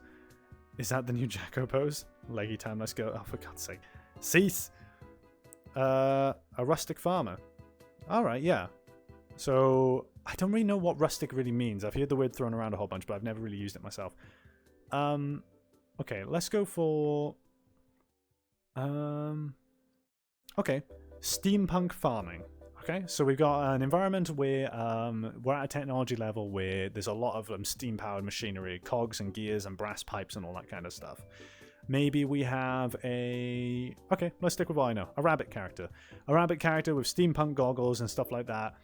Maybe one of his ears is kind of like misshapen because it got caught in a gear at some point in his life while he was working with all this machinery. He's an inventor, he's a mechanic, and he creates a way for, essentially creates steampunk versions of vertical farming that we get like nowadays with our with tech and stuff. So where it's like a pulley and crank system that is able to allow this like farm to rotate around the different crops. Something like that. Old farm designed like lots of wood and stone. That's what rustic means. Right, okay. Finger post for the snap. You look, you want posing? You want posing? You want posing? You want to be able to take photos? Ta-da! There. Be happy. Alright. The misshapen ear has a gear tattoo on it to symbolize both passion and the injury. Good idea. Immediately, good idea. Maybe have it so that perhaps he's wearing, like, I don't know, a bracelet that is gear shaped, but that might be a bit too far, maybe a bit too stereotypical of just like, ah, yes, steampunk gears and stuff. But yeah, no, like the idea of the sort of like misshapen ear would be nice. Two worlds, two Earth-like planets orbit each other, much like our moon. If you had an idea like that, you could have two different like species of creatures or something like that warring against each other. Or if you wanted to be even more creative with it, you could have it so that life only flourished on one of these planets. They send people to the other one and try and make a colony there, and eventually that colony declares independence against the main world because they don't like, perhaps there were some trade deals, perhaps there were some dodgy dealings going on, and as such become independent, and then they dislike each other. Basically like a Cold War at that point, where they're sort of gathering information on each other, they don't like each other, but nobody's brave enough to fire the first shot, until eventually perhaps war breaks out due to some bad actor who decides to take matters into their own hands and perhaps infiltrate one of the other sides, that kind of thing. You could pull stuff like that. I'm generally pissed off right now. I posted mine to be reviewed and Twitter decided to lock my account visibility, so I woke up at 5:30 AM for essentially nothing. Really? Oh shit. Sorry, man. Really sorry. Two worlds, two Earth-like planets orbit... Oh, wait, hang on. Watching over his farm as steampunk bots farm and work while smoking a long pipe. Yeah. Sounds like Gundam. What, the two worlds thing? I've not watched Gundam, so I wouldn't know. In fact, that's the thing with anime I wanted to mention. I don't watch much anime. Reason being is that a lot of it, there's barely any nuance in a lot of animes. It's a lot of very over-the-top stuff, and as such, I just can't watch it and enjoy it. Take Dragon Ball Z, for example. Every fight is just two characters punching the shit out of each other and shooting giant lasers. Stop. Get some help. If you want to do fight scenes, the one that I claim as the pinnacle of fight scenes in any form of film is The Kingsman. That is perfect. But if you want a good example of gods fighting each other, you know, like powerful, really powerful creatures fighting each other, the new God of War game. Both of them. They perfectly show, like, these fights, these little cutscenes that you have in between the sections of a fight. That's how you do massive, powerful fight scenes, while still making them feel grounded.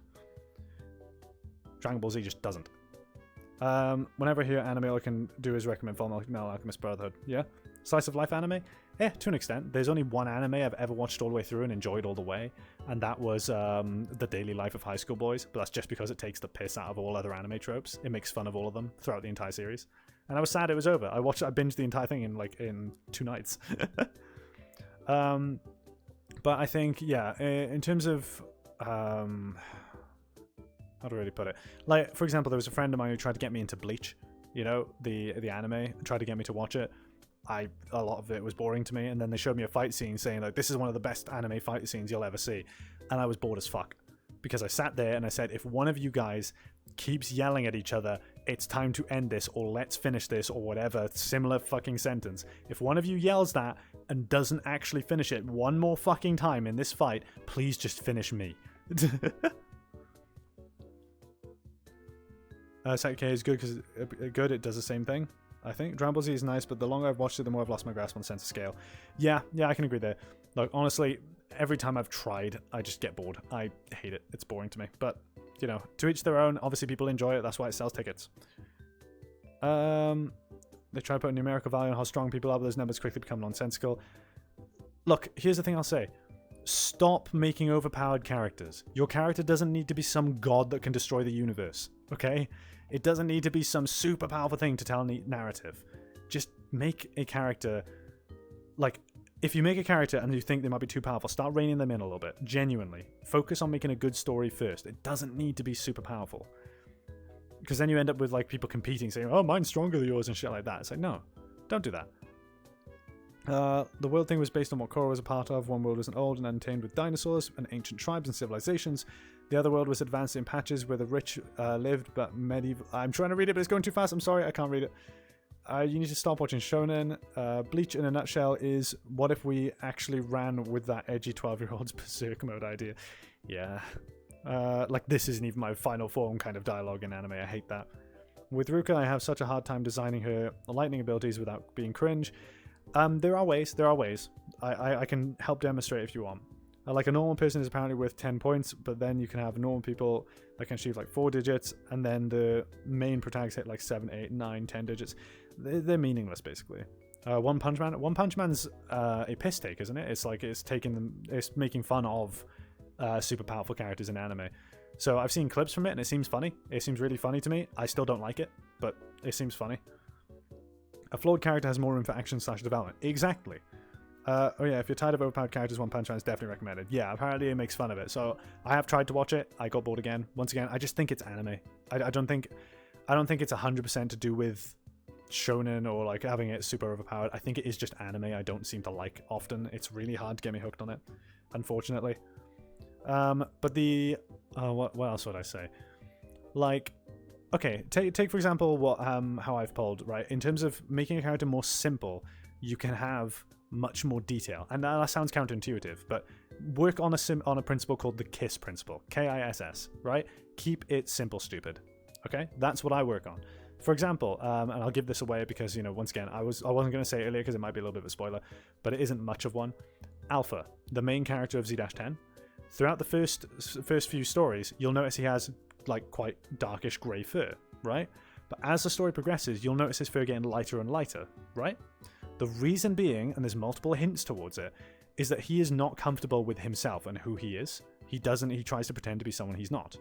However, if you notice, in his bathroom on his ship, there is a bottle of grey fur dye just on the shelf, and we don't call attention to it at all. It's just there in the background.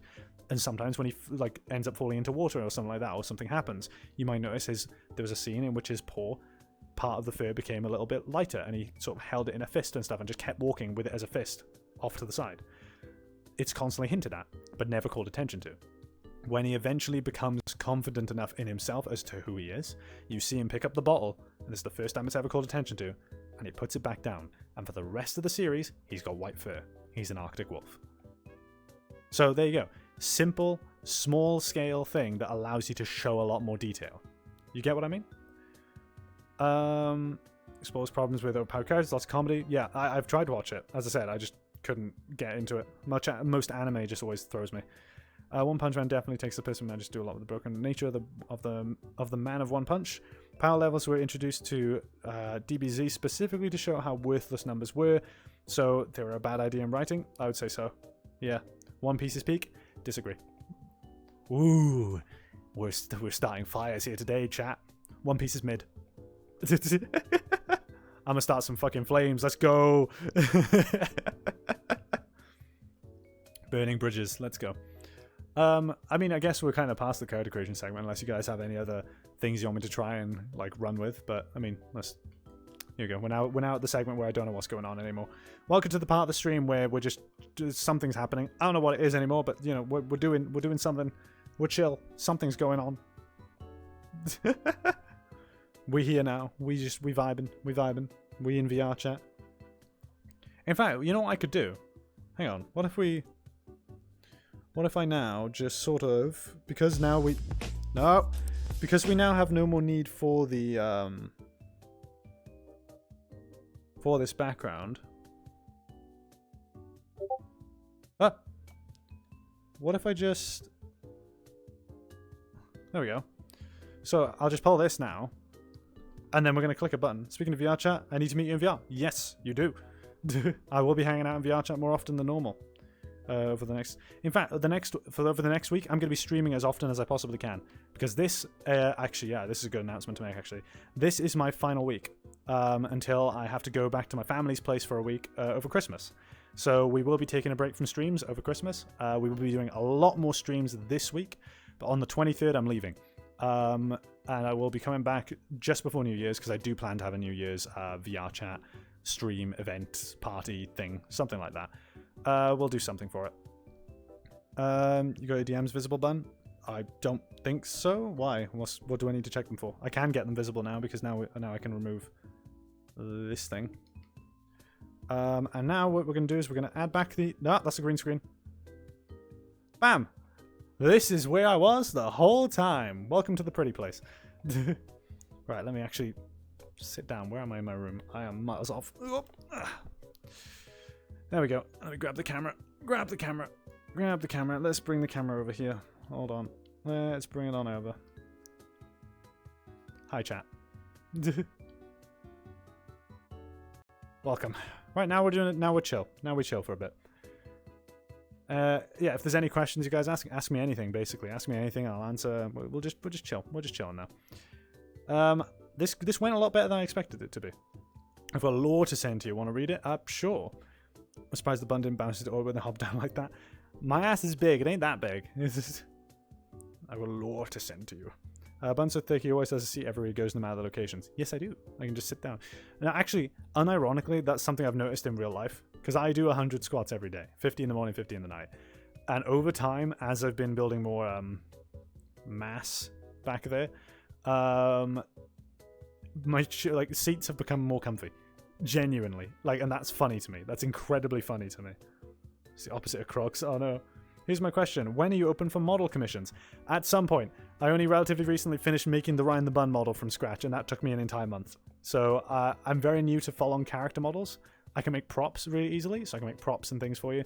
But character models I'm very new to. I think I'm at the point now where I'd love to do some full avatar commissions, or maybe even make some base models to sell on Gumroad.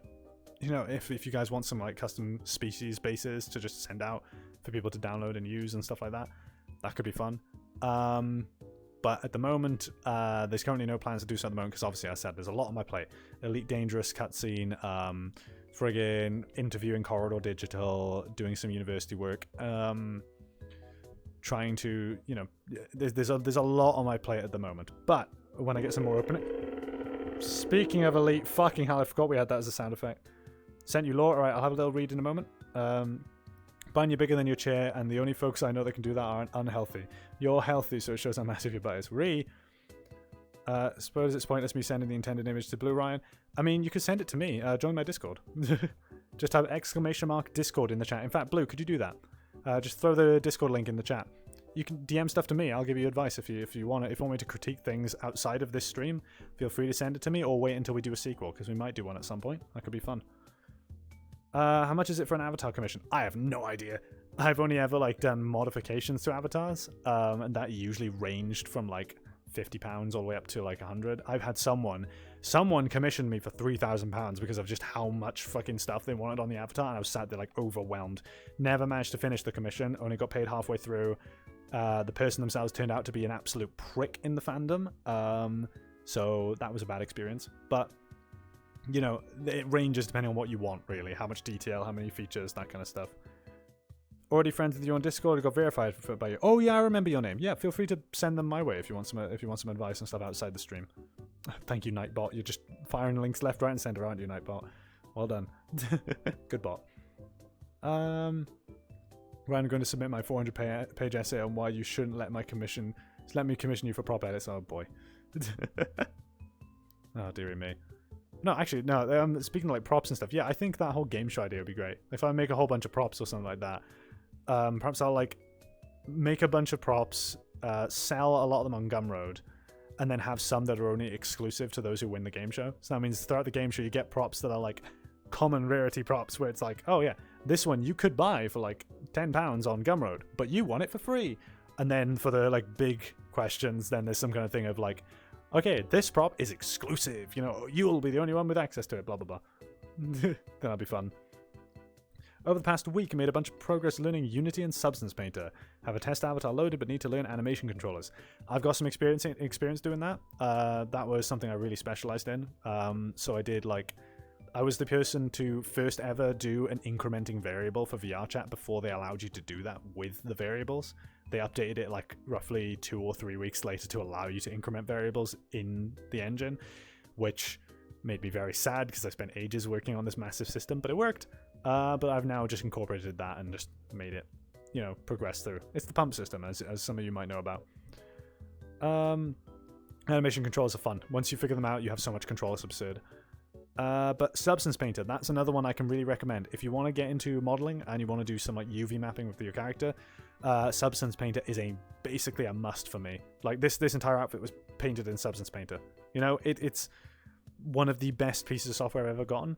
And do you know what's the best part? It's on Steam. You don't need to go to Adobe for it. It's on Steam. You can just buy it outright on Steam. It's like £200. It's very expensive, I know. But if it's something that you intend to be using forevermore, drop the money on it, keep it forevermore, use it. It's great. It lets you lets you paint directly onto the character. Straight up. It's great. Well, Ryan, it's been a lovely time, and it's nice to see others' Sona and opinions on my own Croco. Have a lovely rest of stream, chappy. Hope you had a good time, Ven. I'm glad you stopped by. Yeah, your design's great. Genuinely, I really do think that. Yeah, I don't know. There's not really much else, because for the rest of the stream now, it's mostly going to be chilling. If my trackers die, then, you know, we will have to stop. I don't really have much else to say, unless you guys want me to talk about anything in particular. If you got any topics or any thoughts. Or if there's anything you want me to do, like what are we doing now? Because we've everything that I've planned for is over. You know, the plan is done. We're now just here. The plan is over. I've run out of content. I'm out of content for you. We're done. We done. I've run out of content. Oh no, the show's over. What you're looking at right now is basically like the post-credit scene. Oh, I wish I had the credit thing on here. I could just like roll the credits across my face, just like past me. You could pose and hope for the best. Could I? Tell us if your maid stream maybe. Actually that'll be something I do need to talk about. We have content we could break out Mama, but no, we're not doing that. Do show those thighs. Hey Ryan, how much can I give you to implement your pump/inflation system on my avatar? If your character doesn't have a blend shape for inflation, I can make that, and I think I charge roughly, give or take, £6 to add the blend shape, and then the pump system itself is £40. I know that because it takes a lot of work to get it working. But yeah, so I'd say roughly £45 ish is what I normally charge for it if I'm editing an existing model for it. You have a massive amount of content you're sitting on it. Do you guys just want me to show you my ass? Is that what's happening? Is that chat? Is that really? Look, for fuck's sake. Look, there. Happy? Oh wait, you can't see it. Bastards. There, look. Happy? Okay. Ah ha ha. Funny. There. Butt. Okay. You happy? Motherfuckers. Down bad. That's all I'm worth to you, isn't it? All I'm worth is I'm just a bit of ass. Fucking kachiban. Too close, can't enjoy the curve. Maybe you can grab the pillar. Jesus Christ. Yeah, I'm happy. Bruh. What if someone paid you £50 instead? I'd probably do it. I would love to have someone remake my blend shape. Could I commission you for that? You could do, yeah, if you wanted to. Once again, when I open my commissions. I was very stressed out last time I was doing them. I think if I'm going to do commissions again, it'll be just one slot at a time. Because when I opened multiple commission slots, I was always terrified with this whole thought of like, there's 5 people here. That means there's 4 people waiting for me to finish this commission, and therefore I end up rushing that first commission because I'm like, I need to get this done in time so that I don't make the other people annoyed. So it'll definitely be a one-time thing. Sleeves need a bit of work. They're good enough. They're fine. I would give them physics if I could, but no, they're good enough for me, and I'm fine with them. This wasn't even meant to be a proper avatar. This was just testing to see if I could, and it was the first time I've ever made a 3D clothing piece with weight painting. So I'm quite happy with how it turned out. One day I'll have the funds to convince you to bring my dog to life. Maybe. I mean, your one would be really easy to model, genuinely. Gotta leave for work. Hope you all have a good day. Hope you had a good day as well. Merry Christmas to you if I don't see you by Christmas. So Merry Christmas. Go back to work, Ryan, and go to poke you in DMs later. Alrighty, see you in a bit, Ruko. Hope you had a good time. And bye, final hun. Yeah, we just chill. I don't know. Did my shoulders move them that much? Or was it... I don't know what was making the cloak move that much. Was it me turning my head like this? Oh, it is. It floats up when I turn my head. Okay. Merry Christmas to you too. Yee. The true reason Ryan doesn't wear pants, he can't find any that'll fit. That is a problem I do encounter in real life. A lot of the trousers that I would buy that like normally would fit like me in terms of, because I'm really tall and lanky in real life. My butt's a little bit too big for some of the pairs I have. I have had to recently throw away a pair of trousers because I literally can't put them on anymore, which was kind of sad and also kind of just made me blush. I was quite embarrassed about that, but you know, there you go. Story time. Woo! Ryan, destroyer of pants. Fuck's sake. You're all down bad. Every last one of you. Oh dear. Yeah. I guess that's pretty much it, really. Ow. That's what leggings are for, though. Yeah, but I need pants. Pants for him have to be able to handle his changing sizes since he keeps growing it. Stretchy and modest. True. Yeah, I do have some stretch, but I'm wearing jeans right now, and they are like tight as fuck around my waist. But you know, a few more squats, and I won't be able to put these on anymore. Was it the pair of pants you were getting yelled at for a few months ago? Now, that would be ironic. You were getting yelled at a few months ago? Maybe? I don't know. All I know is it was a pair of jeans that I couldn't fit on, and so I had to throw them out. God's sake. Mind if I lie down for a moment? I'm actually rather... My spine is killing me. Today I've had a bad spine. Oh, did you notice a new little design thing, by the way? Some of you might not have spotted it. I've got a buck tooth now, like a true bunny. Hooray! I added that in. I'm quite happy with it. Ever ripped any pants? Yes. Yes, I have. Nonsense, forget pants. Celtic kilt. Scotland forever. Image has been sent to your Discord as asked, Ryan. Okay, we'll do. Have you actually taken a break yet? No. We've been doing the stream all the way through. Hang on, let me check Discord real quick. Bow, bow, bow.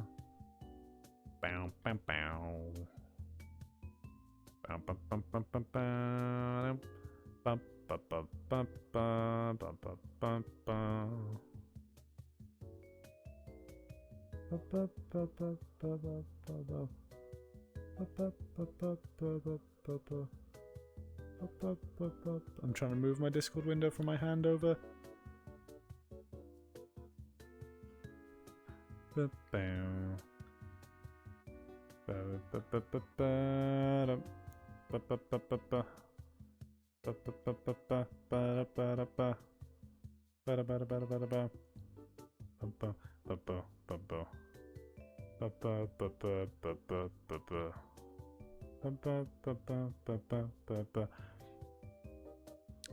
Let's see. So, Zoe, hang on, what you got? Ah, you sent me the ref. Nice. Here's for ref all the jewelry that artists miss. Very nice. I do like the jewelry. Ooh, the bracelets as well. The bracelets and the necklace are really nice. I like it. Yeah, immediately iconography, like I was suggesting. Oh, hang on. I can't read chat. This swiping. Hydrate check. I need to get... Yeah, I need to get myself a drink. Bun be laying down. I was lying down. Hi, Maestro. You missed your... We reviewed your one. You missed it, boy.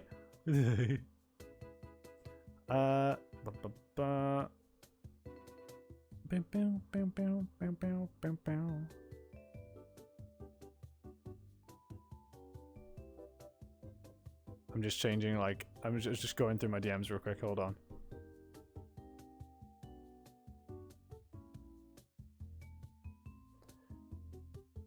I was at Warhammer tournament. Ah, bad timing then. Don't worry, you can just check back on the VOD and stuff and see what I said. Question, actually. Was your character inspired a bit by cotton candy? Because that was one of the observations I made, is that the horn kind of looked like an ice cream cone in a way. Sorry if that's some joke that people make about you all the time or something like that, because that feels like something that people might do. I apologize. But I was just looking at a design and trying to figure out like where its origins might be. This is a random question, but I've been getting nostalgic for old games again. What's your thought on Parasite Eve? I have no idea, because I've never heard of that game. Keep in mind, I'm probably a lot younger than a lot of you in this chat. Obviously, don't reveal your ages. Just against Twitch term service, don't say your age. You know, we won't reveal ages. But I am quite younger than a lot of you, probably. So I don't know about a lot of these old retro games. The running joke with my character is that they look like a cookie from a gacha game. Alright. Thank you for the follow, Sleepy Me. Welcome to my little slice of hell. I hope you enjoy your stay. I actually got the design from a certain plush toy I got from a Warhammer tournament a few years ago. Oh, really? Oh, that's cool. That's a cool little origin. Nice. Alrighty. I think I should get a drink. 1 sec, actually. Blue is suggesting that I take a quick break anyway. Well, I'm thinking less of a break, and I'm thinking more actually end the stream. Because that way this can be a VOD that you guys can watch if you want to see character reviews and stuff like that. What I think I will do... I kind of want to turn this into a YouTube video. I don't know, though, because there wasn't much in here that's very YouTube video material. I don't know. We'll see how this goes. I do believe I will end the stream. I will get myself a drink, and I'll be able to chill for a bit. And I might stream again tonight, so be ready for that if you want to. Keep up to date on Twitter. Follow me on Twitter or join my Discord. You'll be able to see in one of the channels anytime I go live. Which the link should be at the top of the chat right now. Yeah. I don't know if I'm gonna go stream again tonight. It'll probably be a game like I don't know, perhaps Elite Dangerous or something like that. I don't know. We'll have to wait and see. I love your avatar. Thank you kindly. I'm glad you like it. This is a Stolas cosplay that I finished making a couple days ago. It took me 8 hours to weight paint. Mine is Blue's personal plush toy, plush booty. Yeah, it's great. Yeah, Blue loves to. Moving on. Was accurate as it was the most fluffy army award. Oh, nice. Oh, dearie me. Bruh. Oh, that was a crack to the neck. Okay. Yeah, my spine isn't happy with me today. I don't know why. I woke up today thinking, yeah, this stream's gonna be nerve-wracking as fuck. And then my spine decided, yeah, let's just not be happy. I was really nervous for this one. I was really terrified for this stream because I was scared I was gonna like start some wars, you know, with what I was saying. I was afraid that I was gonna like cause some like massive discourse or that I'd want to be burned at the stake from Twitter. But you know, I was all right. You know, I think some of the critiques I gave were like well-founded. I think from what I saw from chat, you guys are very well behaved. You didn't like flame me for an opinion I had, which you know was good. Inside that cape looks amazing. Thank you kindly. It's parallax. So if I like grab it, look at that. So it reveals a starfield. It is literally Stolas's alternate outfit from Hell of a Boss. That's what it is. This was just a cosplay, but I quite like it. I think it suits me. Genuinely, I think the royal regal kind of look suits me. But yeah. Now, I was terrified for this stream because I woke up this morning and I did feel like I was going to throw up because I was a little bit scared because of just how many responses I got. I sat there and I just went, oh, the words that I say might like affect how the furry fandom sees me. Oh boy, you know. But I think, you know, I did my best to make sure that I weren't going to just throw shade for no reason. There was always some kind of reason behind it. Because after all, at the end of the day, I've got a lot of background in character design for movies and stories and stuff. So I thought perhaps I have a thing or two to be able to share in terms of knowledge, you know. Like at least something, because I'm nowhere near a professional, but at least I've got my own takes and like I've got my own rules when it comes to character design, you know, and like how character progression should be handled and things like that. So, I mean, I guess all I can really ask then is be ready for when eventually I do make the Z-10 short films, because those will be coming out, you know, relatively soon. And by relatively, I mean within the next couple of years. But I do intend to make them into fully animated short films for you guys to watch with actual character development and stuff like that. I don't think I've seen people do that often in the furry fandom before. You know, I've not really seen people reach that far and like actually turn them into actual plots and stories that are told through a film medium. So I thought I might as well give it a go, because if I've got the experience to do so and I've got the drive, which I certainly have had for the past 10 years, I could potentially do so and people might enjoy it. But at the moment, currently on my plate is working on some like trailers and cutscenes for Elite Dangerous. Specifically one to advertise the Federal Corvette ship and stuff. It's for a uni project, but what that'll be good practice for is space combat, like practice animations. So, because obviously that kind of skill set will be utilized in Z-10 because it is science fiction. But you'll notice every single bit of art I've ever made has always been to try and practice a skill set to work my way towards making Z-10. Everything I've ever done has led up to Z-10, genuinely, and I mean that. Sorry, I DM'd you a lot of like info about the show. That's fine. I'll read it all after the stream. Don't you worry. Follow Ryan on Twitter. Watch him gets cancelled in real time. Yeah, I know, right? Like me saying I don't like the look of regular protogens. Oh no. Or I don't like dragons. Oh no. Now, I've seen people say they don't like bunnies, you know, because they say they're basic bitches and they're bottoms. It's like, well, you're right. It's a blue-eye bunny. Hello, I'm back. I've got some black tea with lemon. Ooh, nice. I should have a cup of tea. I haven't had a cup of tea in ages. I'll make myself some tea. That's what I'm gonna do. Make myself some tea. Still waiting for that hell of a boss season 1 finale. Yeah, what the fuck happened there? What the fuck? We waited so fucking long before we started watching season 2, but season 1's finale just hasn't happened. I will say, there was one comparison thing that we had when watching season 2 of Hell of a Boss in episode 1, and that was in the section, not when they're younger, but in the section where they're older, and it shows Blitz stealing the book for the first time. There were a lot, I won't go into detail, but there were a lot of similarities there between me and Blue. Like, a lot. In terms of that, I'm way more like Stolas in that scene than I thought that I was, and Blue is quite a bit like Blitz in that scene. And a large majority of the things that was done in that scene, Blue has done to me. So that is all I will really specify. I won't go into detail, but yeah, that scene kind of just made me blush. So, you know, moving on.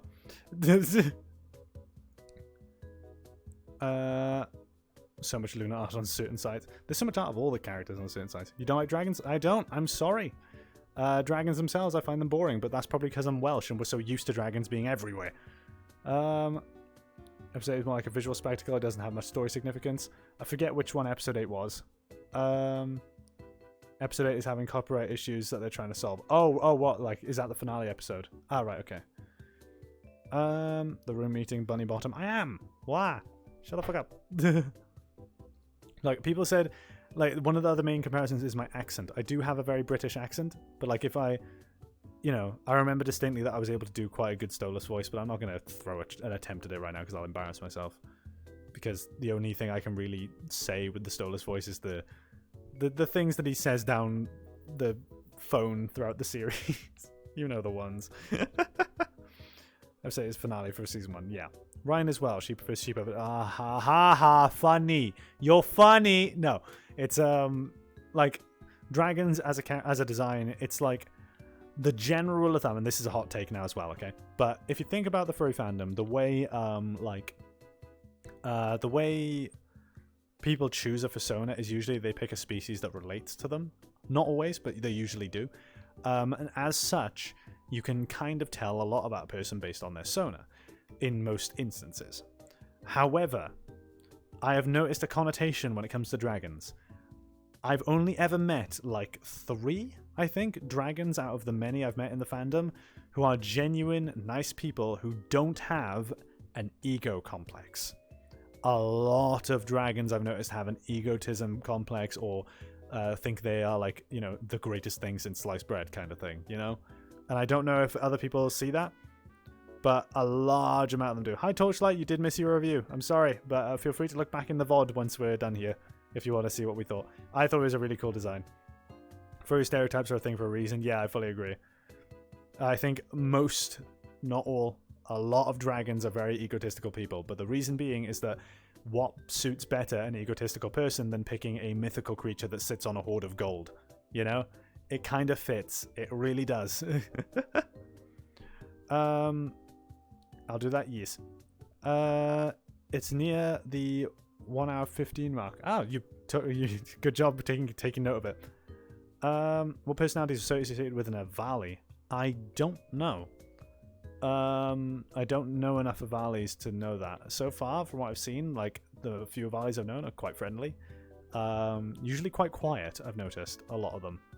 But I don't know. I don't know if that's the majority because I've not known enough Avalis to really get a big, like, you know, area of it. What about my dragon? I didn't even know you had a dragon, Evix. But I know you're not egotistical. You're a bird first and foremost in my brain, so, you know. Of course, always looking out for my friends. Nice. Why is Ryan so bouncy? Why? No, I'm subconscious about you, motherfucker. Why? Yeah, Valley tend to be mutes, at least in VRC. So am I correct in assuming that? Because I've noticed a lot of them are quite quiet. In terms of furry stereotypes, bunnies, almost always bottoms. Hey, I can be dominant sometimes. I know I can. Okay. What was your opinion on birds? Cute. I know a few. I know you. I know Salem. Birds are usually very energetic. I've noticed a lot of them. There are some exceptions as well, but a lot of birds tend to be very, like, 100% at all times. Yeah. Dom Ryan, is it not a live upload? What do you mean? What's a live upload? Dom Ryan, too funny. There are some pictures out there. There are some pictures of me being dominant, and Blue can attest to the fact that I have done some things. I have before. I've managed to. Can my eyes look at the camera, please? Okay, no, they can't. I have been dominant before. If bunnies are bottoms, does that mean Hobkins are tops? Sorry, Blue. I mean, Hobkins do tend to be tops, actually. I think they do tend to be. The stereotype about mine is he is very gay because he has a horn and he's always horn. Haha. Down bad. But yes, no, I get it. Funny. What's your thoughts on aeromorphs? I have no idea what that means. That word, I have never seen it before. I went to your page to go back in the VOD to see my review. Oh yeah, no, the VOD will be... The VOD uploads when the stream ends. You can't go back in an already existing stream on Twitch. I picked sharks because I like sharks. They're perceived as vicious, but are just very curious sea dogs. They'd love to be pet. Yeah, like completely juxtapose the general like feel of what a shark could be. I think that's a good idea. Hey Ryan, maybe you can answer something about Unity. My very good friend Caddy has been seeing a problem that putting a mesh render in the hierarchy then confuses all parented hierarchy points with this introduced object. Why are you adding a mesh renderer? It should automatically add that stuff for you when you drag components in. Like, why are you adding a mesh renderer to something? Aeromorphs are anthroplanes. Yeah, no, gross. I don't like them. No, I don't like the thought of it. Ryan despises Blender and Unity. I don't despise Blender and Unity. I don't like using Blender. Unity is a necessity in order for me to be able to do stuff with VRChat. I've gotten better at it, but working with Unity is less using Unity as a tool and more just trying to convince Unity to do what you like it to. And if it does decide to help you that day, then you're having a happy day. They're just adding objects. Oh, right, okay. It shouldn't do that if you're just adding them to the hierarchy. I don't know. Because that's literally how my bracer is added on and my bow tie is. And the hair. But the this outfit is like actually weight painted and stuff to it. It's a little bit more complex than just parenting it. But I don't know. I don't know why it's doing that. Didn't hear what you were saying for the past 5 minutes. Ads. I was saying I didn't know you had a dragon back then. And also aeromorphs, anthroplanes. Nah, terrible. I don't like them. I don't like them. The anthro vehicle stuff is just kind of fucking weird to me. I don't know. You do you, but I don't like them. They keep saying this has something to do with the mesh renderer. Okay, well, at some point, send me some screenshots or something. I might like come to a call with you guys or something. We can try and figure that out. Because trying to figure out stuff like that is going to be a bit more fiddly than like just being able to describe it on a stream and then help you out. I'd have to see what you're working with.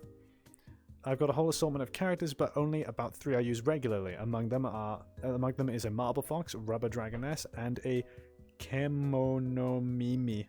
That's a word. No, in terms of characters then, okay, I'll just describe some I've got. Because, you know, we've gone through all yours. Fuck it, let's see what I got here. So, Ryan the Bun, of course, is quite a separate character from everything else. Creature of the multiverse, lives in a area that's just a blank world. And it runs on the whole idea of that if, you know how like if you drop something between the couch cushions and it's just gone forever? Well, what it does is it goes to Ryan's universe in this story. So it's the lost and found world. And so essentially he's got his own little log cabin he's built there of just random things he's found. And he just collects shiny things and things that he likes and wants to tinker with and puts them on shelves and reads books and things like that. And every now and then gets visitors, which is quite nice. But in terms of characters, Ryan the Bun is obviously what represents me. But then you've got the Z-10 characters. There's roughly 42 main characters, not including all the extras. But obviously, all those characters don't all appear in the films at once. Each different film can go along the story of a different character. You've got Alpha, the main wolf character. Obviously, the name is a complete piss take of just like, it is the most stereotypical name you can give to a wolf character, and as such, it makes him the most unassuming one. You don't think highly of him immediately, and he earns that value from the viewer throughout his story. Then you've got Beta the tiger, you've got Charlie the fox, you've got Delta the fox, who's probably one of my most favorite characters to write. She is a complete fourth wall breaking theatrical villain. You've got Lucas the android, you've got Omega, who's a character who keeps trying to replace parts of his body with cybernetics to get better and better until he eventually loses himself. You've got Lima, who's a character that was like one of the a really good friend of Alpha's. You've got the original cast of the Solar Howl, which is a prequel story. You've got Detective Maxwell, who is basically a combination of Sherlock Holmes and James Bond in a way. He's like a detective, but also is like very action oriented too. Susanna Ravenwing, leader of the military, absolutely take no shit wolf lady. She will literally, like, there's a scene in which Alpha's trying to stop her from progressing down the hallway. She just grabs him by the scruff of his collar, puts him to the floor, and walks over him to carry on into the room. You know, there's a whole shit ton of that. Hang on. I do have an example I've been able to reproduce ever since this change happened. The hair of the Rantichi dominates all of the parented points above the head. You can't manipulate the other points, just the hair. Right, interesting. Okay. I'll take a crack at that at some point. So you're basically in that dead planet that feeds off Time Lords like on Doctor Who. I think? I don't know. I don't know enough about Doctor Who to know what that is. I do love Doctor Who, but I don't remember that. But yeah, essentially, yeah, it's a lost and found universe, and you just collect stuff, and you can also travel between worlds and stuff to go explore and just, you know, gathers knowledge. He's just fascinated by other worlds. He's got a lot of backstory, though, in terms of where his homeworld was. That place is not his homeworld, but I won't reveal any of that because that's spoilers. It has to do with how he got the bracer. That's a Game of Thrones level amount of main characters. Yeah, 42 main. Yeah. Obviously, the whole thing behind it is that if you watch one of the films, you won't see all 42. Definitely not. It'll be a situation of there might be like 3 that you'll see throughout the duration of one of the films. But yeah, in terms of main character, it's like different stories that all take place in this same universe, and you can see them crossing over from time to time. So it's good fun. But yeah, just you wait for it. But as I said, I've been writing it for 10 years. I've rewritten the entire thing from the ground up 7 times, so this 7th one is where we're sticking with. The characters themselves have gone through some major changes over the years, and now we're at the point where I've got the skill set I need in order to start making the character models. And at that point, then it's just animating the film, getting in some voice actors, and yeah, sorted. Because I voice Alpha, so I voice his younger self and older self in the story. So if you were to if I was to put on his voice, there's a line he says, which is, "And here I thought we could just be civil." So his younger self would be more like, "And here I thought we could just be civil." His older self is, "And here I thought we could just be civil." You know, you've got this difference and stuff like that. And so, you know, I just can't wait to finally actually get to show you guys the story proper. I don't want to give too much away because, you know, I've already given away one big plot spoiler, but this obviously for the first section of it. What I can say is that it starts off very grounded sci-fi, and as the story progresses, it becomes more fantasy sci-fi, as they discover magic exists and things like that as you go through. So it gets more and more his worldview has to keep changing because more and more things encounter, and then the multiverse gets introduced. There's a whole lot. I've been waiting for Z-10 for so long. Yeah, Evix is an OG. Evix is an OG in this shit. Like, Evix, your wait is coming to an end relatively soon. So is mine. I've been waiting for 10 years. But it's, you know, we're going to be seeing it relatively soon. Since I've modeled a character from scratch for the first time, I now have the confidence I need in order to try and approach modeling the characters from scratch properly. And once I have all the character models, I can just start making it. You know, we're almost there, which is fantastic. I'm so happy about that. But yeah, feel free to make sure you follow if you want to see updates for that, because we do have a YouTube channel for it. It's called Z-10 Official. But I definitely will be posting on Twitter and stuff when we do start using it, because Z-10 Official right now, I've wiped it of all of its videos. It did have teasers for the video game I was making a few years back. The video game has crashed and burned. I'm sorry. I've had to put it off because I've realized I'm much better at creating a story for movies than I am at creating gameplay loops for a game. I feel like if I make it a game, it would be making a disservice to the story I've got. So instead, we're going to turn it into movies. But yes, I do believe I'm getting quite tired now, so I think this is the end of the stream. Yeah, so thank you all for watching. What I will do as well is I'm going to quickly parent the cow. Hi. Hello. Hello. Hey. Blah, blah, blah, blah. Ah! No! But yes. Hello, welcome. We are going to be ending the stream now. That's a view, isn't it, chat? Alrighty. So thank you all for watching. You've been a wonderful audience. This has been a very interesting stream. Love you, Ryan. Always nice seeing you. Nice seeing you too. Booba? No Booba.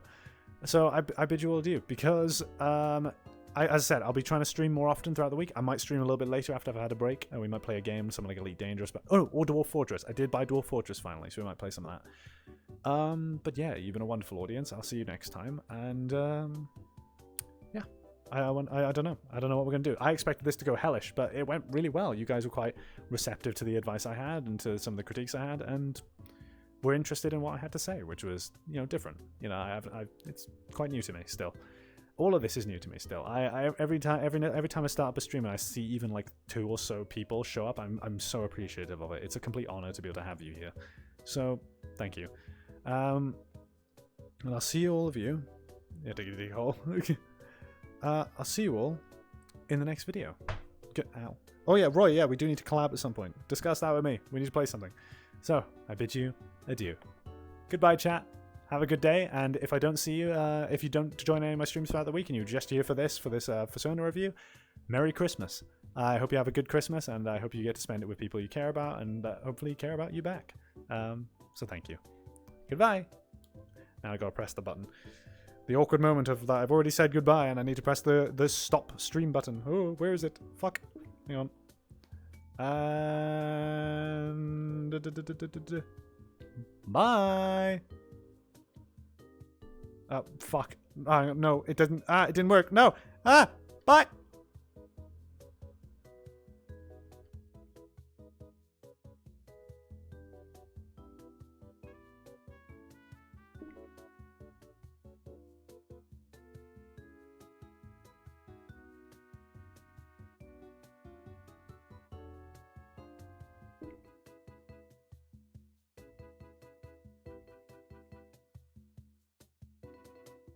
Saying that, should I raid someone? Do we want to raid someone, chat?